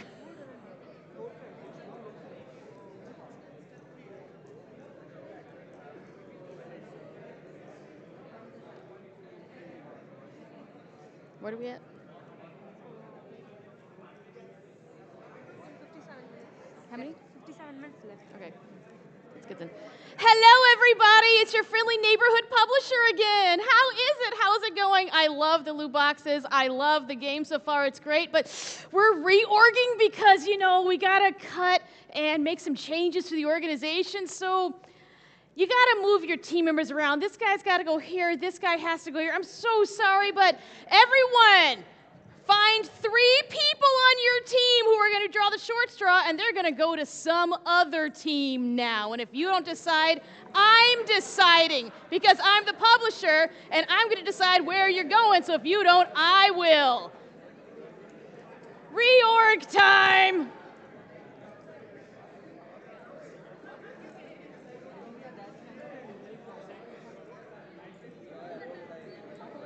And if your group is only 3 people, just send 1 unlucky soul. If you're not moving, I will move you. Yes. Just came in. Is Okay. there a join a team Yeah, right just now? find a group that looks open. Just sit in there. Yeah. 1. Pick 1. If you're only 3 people or like 4 people, choose 1 person as the sacrificial person to leave and move around. Make friends, everybody. All right. You need to? This group needs new people. Who's free? Go over here.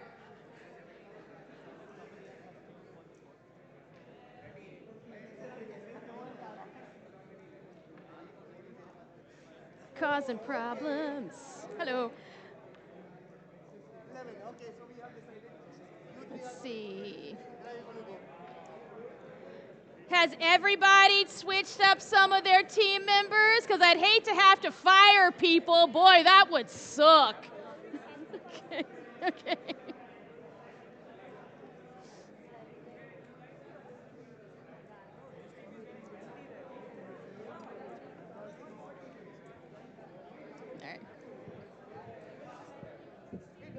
Huh? What group needs people? They need people over here. They need people over here. Look at all these lovely job openings. If you need a job, over here. They need jobs over there. 2 more over this way.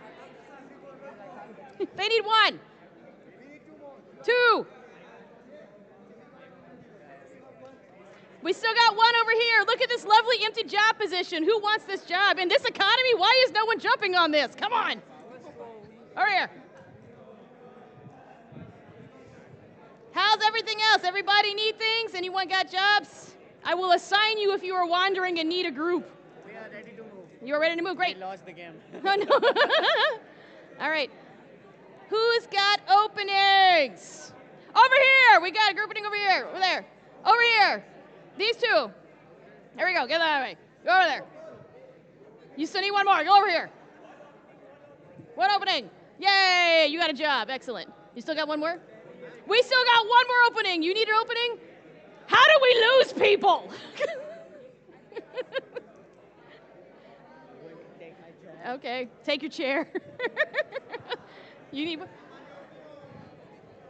There's still some open jobs over here. Hello. You so, yeah. You might just be down a team member. You're down 3. Where did they go? All right, do you need a group? Yeah. There's a group. Thank you. Oh, well. Huh? What's up? Oh, no. No! You really don't want that because the publisher's like, I can so help. You say no. You don't want them helping. Because then they'll just make decisions. And you're like, oh, God. We do have an opening. Well, if someone else is wandering, I will send them over here. I think I scared people. Some people might have left. Does anyone need a spot? We still got a single opening over here. Cool beans. Well, so now you get to have the joy of having your team size reduced. Yay!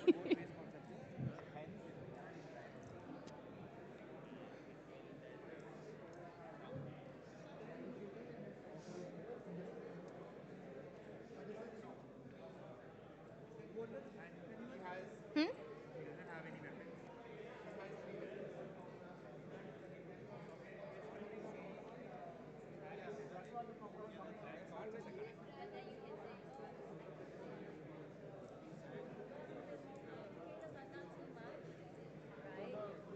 Yeah.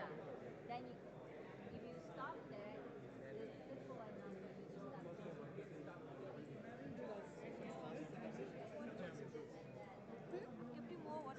Oh, thank you. Can we join in any of the group? Yeah, go ahead. Yeah, go for it. I know in the front table up there, they're down one person right now, and then otherwise you just join wherever. It's all good. They are like really big circle and these are only 3, 4. Or are they not participating? It's, yeah, no, they're participating too. It's just been kind of however big the group was, is however big it was. Yeah, just wherever.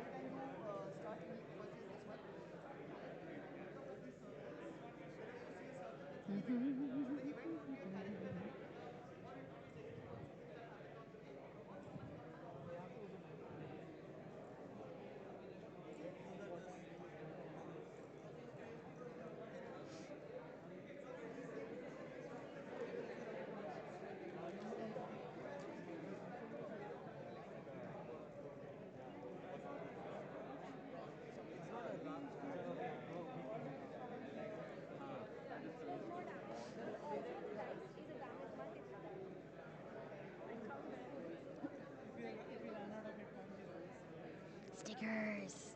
Yes. Espionage.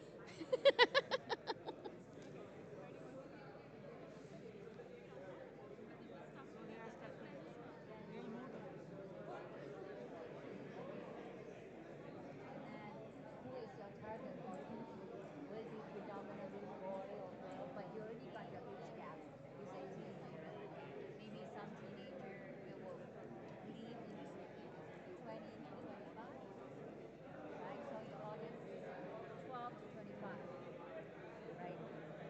This is super cute. I don't know who built it, but that's awesome. They built with what they have. Well, that's it. That's why it's nice, because then you're forced to come like, wait a minute, I can build 3D objects out of this. Yes. But then you said to me,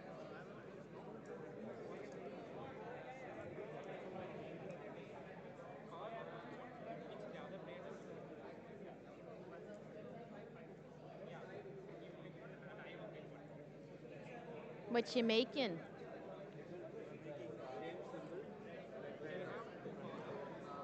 Board game, but it's more like casual. Okay. Cool.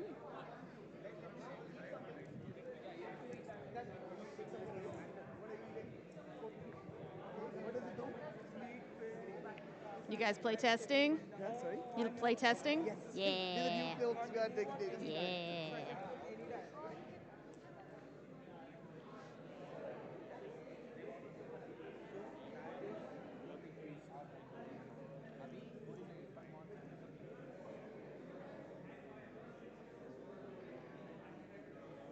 Doo-doo.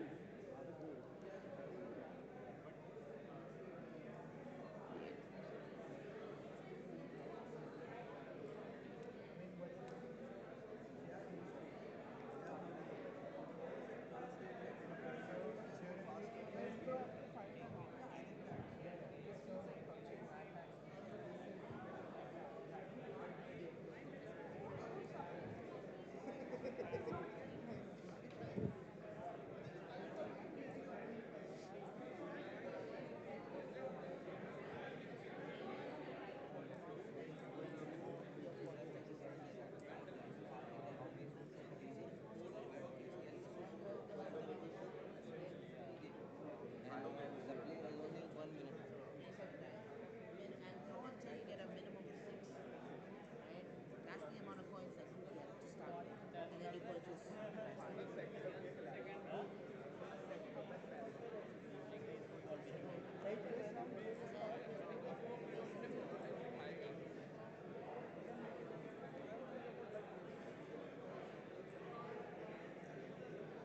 Like this, but not full.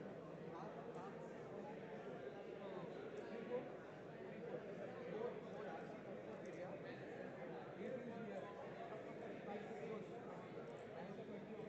Oh, I guess I can ask. Is that timer correct on the TV? Yeah, yeah, it Oh, is. okay. All right, cool. So I can stop bothering you.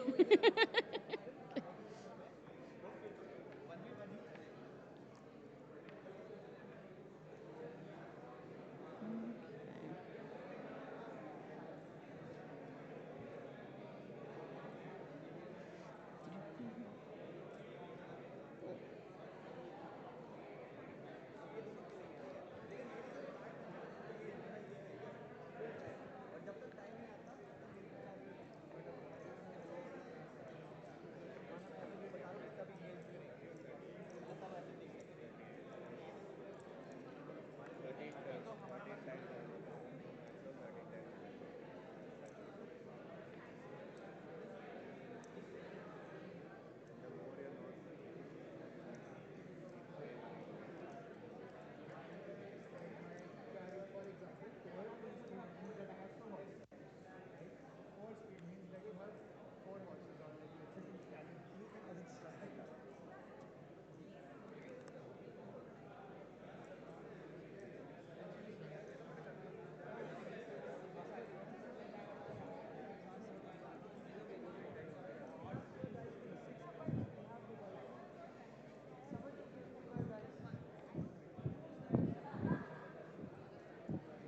Hello. So after this, you have mentor sessions. Yeah. Where are those? Okay, now I know. Okay. If you want, I can take you there. Okay. Do you think you'd be done by 4? Because it was supposed to go to 4:30, right? I can speed up it a little bit, but maybe it might be close to like 4:10. But yeah, we'll see. So on the ground floor, Mm-hmm. so okay, there we go. On that side of the room, there's an IP Connect and IP Connect room 2. Okay. So I'll be here till then. I can take you there. Okay, that sounds good. Yeah. And also have fun here because I'm design first.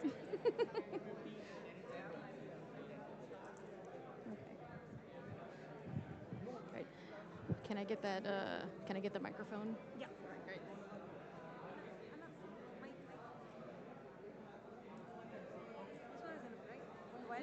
Yeah, yeah, that's easiest.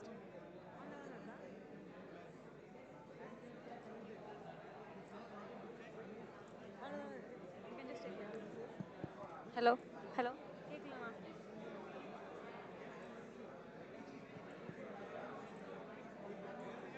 Hello.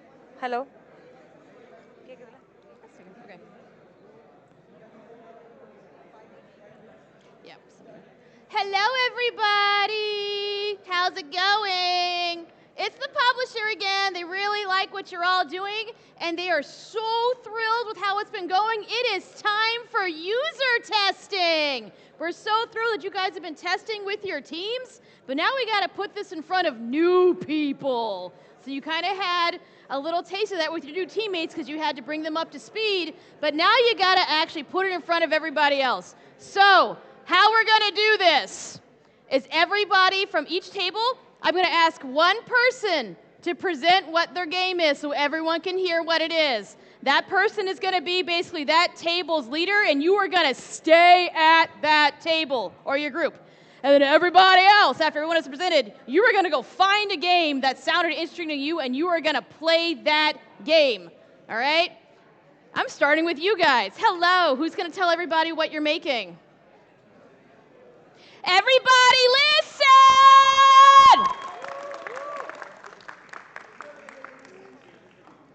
So good evening to everyone present over here. So our game concept is basically targeting 8 years to 13-year-old kids. It's game based for the kids. And the game's main concept is dinosaurs and hens fighting out to find out whose eggs are stronger. So basically we have two game modes which we are planning on it. One of them is like tug of war, who is going to reach the score first. And one of it is a battle of attacking the eggs. So let me explain with the tug of war first. No, you don't need to explain it. Nope. Okay. Not everyone knows what you're building. Hello, team here. Who's going to explain the game? Or just, what are you building? Someone's got to talk. All right, so now you are staying with the table. Hello, everyone. Everyone listen! So our game is about a middle-aged man who is trying to find his perfect partner. So you will be, what should I say? You will be starting from some stats, and you will try to play the game and create your perfect partner. So yeah. Yeah, middle-aged man, the dating simulator. Woohoo! All right. Hello, this lovely team. Who's talking? Is it you? Hi. Okay. Stand up. Let's go. Okay. If you were talking and it's not your turn to talk, I'm going to come stare at you creepily. So our game name is Chaos Chariot. So it's set in 1500s, 1600s. It's a medieval extraction racing game. So every player has their own chariot. Every chariot can have a primary and a secondary weapon. And they have these three attributes: speed, durability, and weight of the chariot. So you can be a tank-like chariot, which is very low on speed but very high durability. Or you can be a quick chariot, which is high on speed and low on durability. All right. That's good. All right. Good. So it's medieval extraction. Yep. This team, who's talking? What? Someone is. Yay, it's you. You drew the short straw. Okay. Yay. So we are making a board game. So it's called Beta Ghar Aa Jao. So it is basically a journey of a guy going from his job back to home. So you start at Leh and you are going to Thiruvananthapuram, right? So it's a dice-based game. Each time that you take a turn, you have to roll a dice. And according to, let's say I've got 15, right? So I make 15 moves. So each time you have to purchase a dice and then you play the game. Okay. Yeah, you have buffs, debuffs, there are strangers that you can pick up on the road, there are foods that you can eat, there are events that happen, there are accidents that happen. Yeah. Yeah, so The it's dice just an drafter. adventure that you can go on. Yeah. Yeah, you have a camper van right here. Oh Where's my the camper God. van? This is the camper van. Dice Yeah. Drafter, the camper van And, game. yeah, it's amazing. monetized. That's actually up my alley. I play stuff like this. Hello, little group over here. How's it going? Who's talking? What are you making? So we are actually making a Pokemon MMORPG. Oh my God. Yeah. And you've tested this? Yep. Oh, We okay. have completely with monetization, every single Wonderful. thing. So it's open world 3D MMO, PvP and PvE as well. So the age group you're actually targeting is 20 plus, but I think the sweet spot would be 32 to 38 because nostalgia. And I think they pay the most as well, right? It's very specific. I feel called out a little bit here. Same. All right, so the core loop is essentially you catch a Pokemon, and then you battle it, you level it up, and then you trade, and then you go on again and again. Yeah. All right. Okay, so you need all the other mechanics as well, or? No, it's just enough just so people get an idea.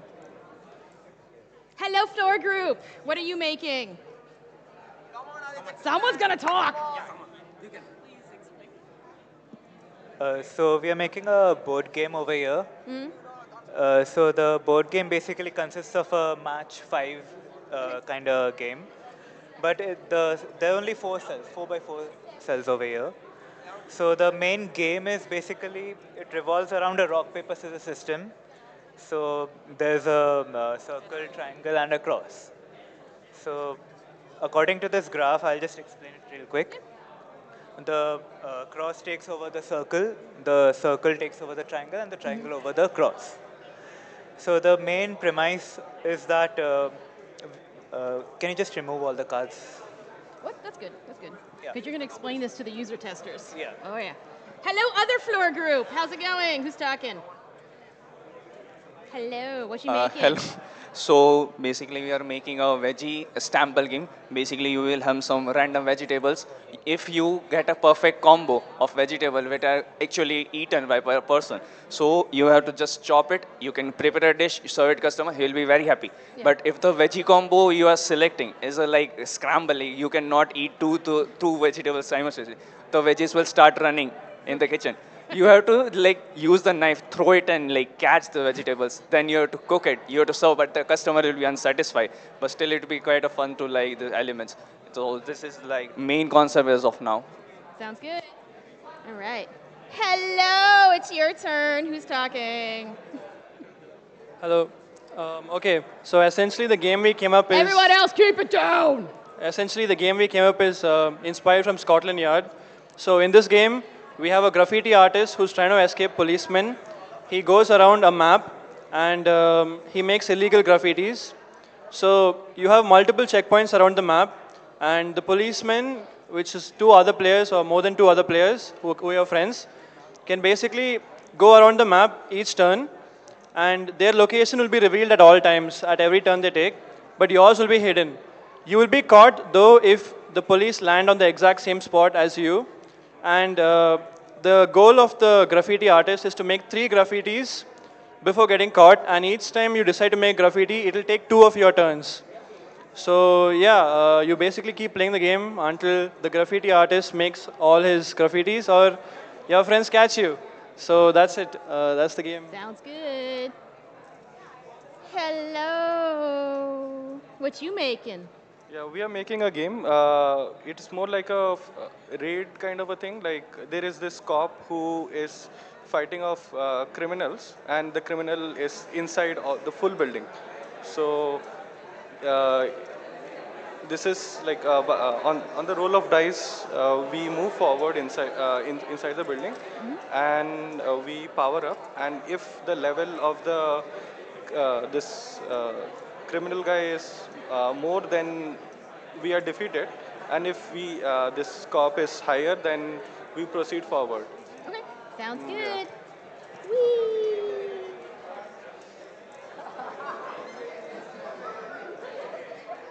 Hi. It's your turn. Who's talking? Okay. Okay, so we are making a turn-based strategy game in which like you play as coins on the board, and so each player has hit points, and so what each player does in their turn is they can take a shot, and that shot they can choose the direction and the distance of the shot. Okay. So for example, if suppose this is a bullet, I can do a flick and this in that direction with that much speed, so it goes a certain distance. So the thing is, if this bullet goes and hits any other player, they'll lose 1 health point, and then they'll move because they have been hit by the bullet. Yeah. And if they go and hit some other player, that other player will also lose a hit point. Okay. And one more thing is, if they hit that other player, they'll get stuck together till the end of the turn. Oh my gosh. Nice. That's a nice touch. Hello. What you building? You can talk? It's going. We're about to make people switch and play test everyone. Should I? Okay. No, I'm good. Hi everyone. We're working on a 1v1 deck builder where fantasy characters fight each other, and we're adding a gacha mechanic to it so that we can do the loot boxes part. Thank you. Yes, thank you. Yay! Hello, other group over here. How's it going? Who's talking? Who? Someone. Hey, we planned on developing a survival game first as a co-op, but we decided that it would better be like a single game that converges into co-op, something like what Finals did. So the theme of our game is you overcoming a fear that you have. We implement the fear through level designing and sound designing. So far we have come up with fear of tight spaces and drowning, and every time you finish a level, you finish a fear with you. Sounds good. All right. Hello, my monster group. Who's talking? Okay, so it's a sort of monster building game, but it's like a resource management style game. So you start with rolling a d20, and you have to have at least 6, right? A 6 or higher. So then you'd get that many of these coins, right? You use these coins to buy body parts with a color representing how much that part costs. The higher the part costs, the greater amount of fear that part induces, right? After you've taken all 6 of your body parts, torso, head, 2 legs, 2 arms, you then roll a d6 and take one of these cards, and depending on what you've rolled, you either need to re-roll, you have no effect, have a reduced fear factor or an increased fear factor. And whatever like the total is, that's how many coins you get back. So it's like the idea being that you're trying to make a monster and then hope you get lucky enough to make money back out from it. Yeah, nice. Yeah. Cool. Hello, it's your turn now. Who's talking? You've been voluntold. So we're making like a sort of survival horror game. Okay. Yeah, and it's like multiplayer as well. And at the end of each day, right, there's a witch that comes in to collect resources. Nice. Right, and what we can't pay through the resources, we pay through blood. Sounds good. All right. And my final group over here. Hello, what are you building? Who's talking? Yeah, finally we agreed on to this idea. So it's a PvP game. Okay. It's best of 3, and there are going to be 2 players. Each going to be spawned on 2 sides of the rectangle, and at the start of the game, there's going to be weapons that is going to be spawned. Okay. It's almost like rock paper scissors, but it's 4 cross 4 Yeah, attacks are there, yeah. and we can only choose to pick 2 weapons. And if you can able to kill the other person with the 2 resources that you can have, then you are the winner. If you cannot, if the other person has a shield, it's just one time use. Everything is just one time usable. All the guns and shields and whatnot. But the only, one small thing that I want to add to this idea that we discussed was, this is not the only way to win the game. If I can able to get this magical gold coin that appears here, then you automatically win. But if you can able to sabotage the other person by throwing some freeze portions that you have, Sure. that if you choose at the start of the game, then you can able to catch it yourself. Okay. Yeah. Sounds good. Yeah, sure. All right, so now that everybody has heard, hopefully, what everybody else has been building, I don't need this anymore, thank you. You got to get play testers for your game because you guys have been playing it now as devs, which is fine, but you really need to start testing it outside of your dev group because that's super important to validate your ideas and you're not just inside your own little echo chamber because that's death to design. So, I don't know how many players most of these games are for. Some of you guys told me, some of you didn't. But someone call out how many players you need, and if you feel like playtesting someone else's game, mosey yourself on over to that game. If you don't feel like playtesting, you want to just watch and record what's going on, you can stay and do that too. But how many playtesters do you need? How many? 2. We need 2 here. How many do you need? How many players does it support? 4 players over here. How many players do you guys need? You're already doing it. Great. You're awesome. All right. You guys are already going. Wonderful.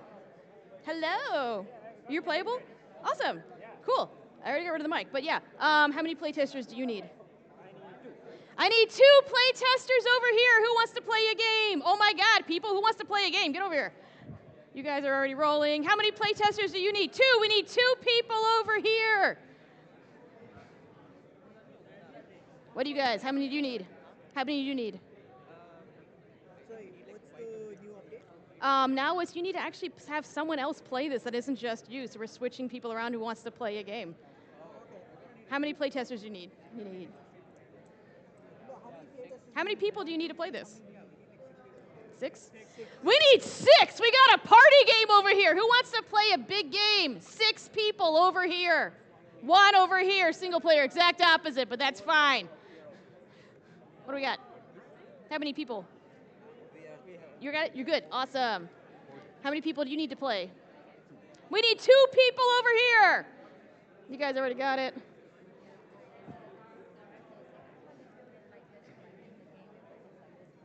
Are you guys good? Cool. All right. You got it.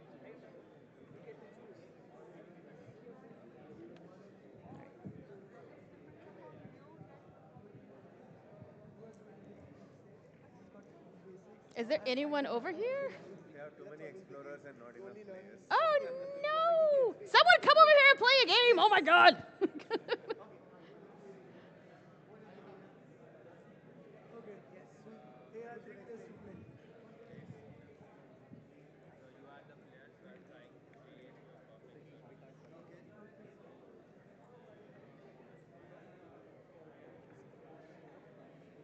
Are people playing? All right, we need people! Yeah, I know.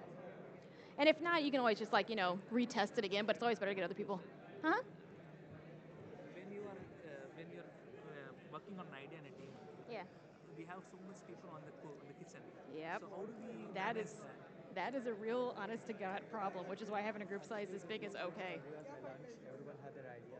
And Yep. we try to facilitate the idea, and it feels like it doesn't mishmash. Everybody has their own. And everyone has their own agenda. Yep. Yes. So this happens all the time. Yes. So Is it better to limit the people in the kitchen or cater everyone? So there's a couple of different ways, and a lot of it will depend on how your team likes to work. Okay. I don't traditionally like having the very strong hierarchy where whoever's at top just makes decisions and says go. At some point, you do have to have someone who can make a decision and say this needs to stop. But oftentimes, it's better to let everyone have their ideas. But We should be okay with disappointing people with not being 100% getting the idea. and that's an important lesson that you have to learn too. That sometimes, you should always listen to people and let them voice their opinions because that's what the nice thing about having a big diverse team is that someone will sometimes come up with something you're like, where did you get that from? That's amazing. Yeah, that happens. And that happens all the time. But then on the flip side, you also have to be comfortable being yeah, that was my idea and I didn't get chosen, and I can accept that. That is the best way for a team to work, and it does require a bit more maturity. It can help then if you've got a producer in the room who can make a decision, if there is a director who can make a decision if it has to. And also what it comes back to too is thinking about And so usually you're not given free reign to just make whatever you want. The publisher will have like, it is this genre, it is this demographic, it is these colors, and that will start to make a lot of the decisions for you. Because like these are all great ideas, but it It's a doesn't. blessing in disguise, I guess. It's like external force decision that Yeah. happens to work sometimes. Yeah. But yeah, like everyone having their own pet idea. Yeah. Yeah. Made the most changes to the idea when the producer asked for a change in first junction. And that happens all the time. And like you do have reorgs, and then that's the neat thing is that you have all these people coming in and being like, I have new ideas too, and I just joined the team. You're like, but we're too much to strip. Happens. It's very realistic, I guess. Yeah. Yes. And I know it's frustrating, but that's the point. Solo is not the way to go. No. Solo is so hard to do. It's so hard to do. And like there are the breakout hits, and everyone knows like Eric Barone and all those people, like the people who made it, but you're not then thinking about the thousands upon thousands who didn't make it. And so it is rough to try to go solo. Hello. Would you like some coffee? I would love some coffee. Okay, this is like filter coffee, so it's got milk in it. That's fine. That's fine. Sugar, yes? No sugar. No. Okay. And how are we doing on time? I am going to give them another, like, say, 10 minutes and then just wrap up. You can do that. Then I'm going to tell Abhishek downstairs. I Okay. think the other mentors are in, but this is like 10 Okay. minutes. All right. I should usually.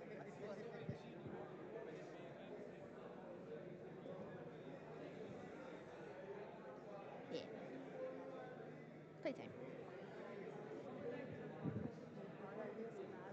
Hello. How's it going? That's a phone.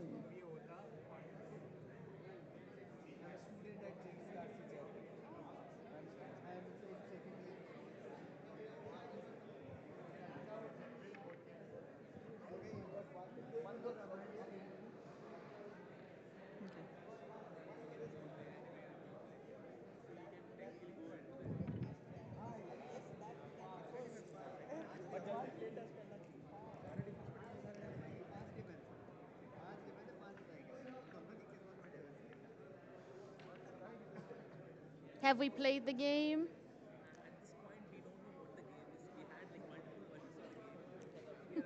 We had one version where we wanted to be a grid-based game of like let's the dice choose the movement of the Yeah. two of players, but we could not really go with the concept of dice because it is limiting. People wanted it faster. Yeah. And more. It's like faster action. It's like if it is going to be faster action, I don't know how we're going to implement it.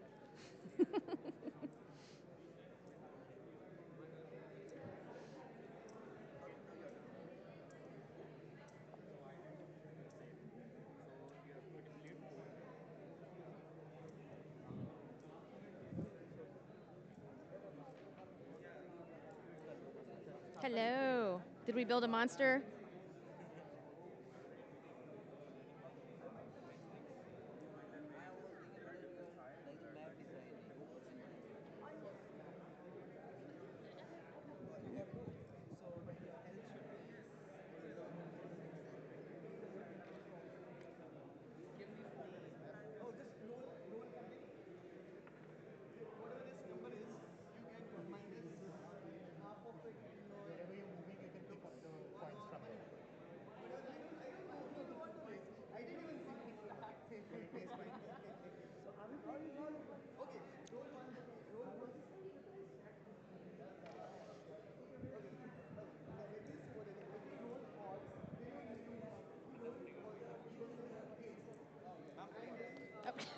I'm good. I have to time it out. I would normally, but no, I gotta.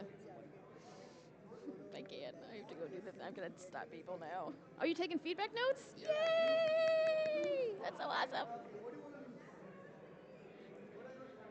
All right.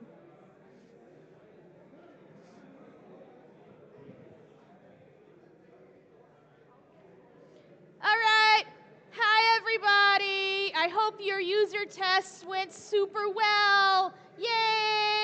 I hope you collected a lot of good data and you found out some things that worked and some things that didn't. And I'm sure a lot of things didn't, and that's okay. But now you can analyze, be like, wow, that worked really well. That didn't work really well, and that's fine. That's the point. And frankly, a lot of this stuff, all those horrible, horrible times I interrupted you, Those are real things that happen. Like, it's frustrating and it's terrible, and you've got to learn to basically just deal with that. And yes, this was a group project, and making games is a group project. I know we all hated that in school, but guess what? It's that, and it's only that. So learning to deal with differing ideas, can't figuring out what to do, how do we make a decision what idea to follow? My team members shifted out from underneath me, what do we do? The publisher has unreasonable demands that didn't fit my original beautiful design. These are all extremely common scenarios that happen to games across the board, AAA, mobile, it doesn't matter. So learning to deal with those punches, learning how to incorporate into your game, you only do that by doing it and getting better and not getting upset by it. So, from all the things you just learned today, identify what worked well, what didn't work well, how you like to even work with the little paper pieces, what kind of things you like to do, and just go make stuff like this. If you enjoyed this kind of exercise, there is a book. It is not my book. I'm not shilling my stuff. It's called Challenges for Game Designers by Ian Schreiber and Brenda Brathwaite. I cannot recommend it enough. It's basically got real-world exercises like this where you are tasked to build games in an analog setting and given real-world problems to solve. If you enjoy making games, make more games. That is the only way to get better. Don't say, I don't know how to use an engine. I don't have a team. I don't care. You can write something on a piece of paper, and I hope this proved to everybody here that, yes, you can. It doesn't matter who you are, what your skill set is. You can make a game, you can build it, you can play test it, you can get better. Thank you for coming, everybody. Take my stuff. I do not want to repack this in my luggage. Everything you grabbed, it's yours to keep. You want more dice, you want the meeples, the cards, take it. Yeah. Boop, boop, boop, boop. We don't need any of this. Yeah. No problem. Thank you. I'm glad you enjoyed it. What are you making? What am I making right now? Oh! Because I saw your Yeah. I didn't put those out. I do. see that it has some very cozy. Yeah, it does. Here you go, and there's the QR code. And if anybody wants QR codes or postcards for our game's current thing, you can join our public Discord. Yay! Yeah, I don't have many of these, but please take one. I'll put stuff out. I got more stuff. I am terrible at self-promotion. I have things. Thank you. Take more stuff so I don't have to pack this. I've got stickers. I've got pens. There are Discord things. Yay, take stuff. Can I take stickers, ma'am? Yeah, take a sticker. Yes. What was the name of the book which you mentioned? It's called Challenges for Game Designers. It's by Ian Schreiber and Brenda Brathwaite. Yeah. Stickers, pens, there were Discord things. The Discord link is public. Are you here for the other days or do you head back? Yeah, I'm here for the other days. Yeah. All right, thank you. Stickers, there's some left. Grab them. Shouldn't we make this digitally first, the prototypes? This is actually this is a lot of companies that I work with. We build our prototypes on paper first just because it's faster and it's easier. Well, what if it's like an FPS? You still can. They were building one back there, and you can interact it with it like. They used to actually have war games called Kriegspiel games back in the 1800s, where they would literally have little toy guns and little things they would flick across a battlefield to simulate shooting, and you can do it.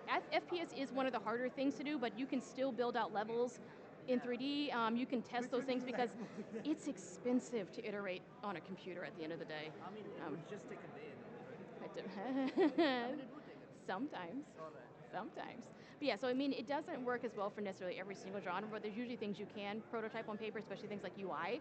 And the idea is that the more you build, the better you're going to get at it, and so you don't have to wait for an engine team to be around to help you out. It's just use the stuff you have around you and just build more games, build faster, and then it's just cheaper to do it on paper half the time. Yeah.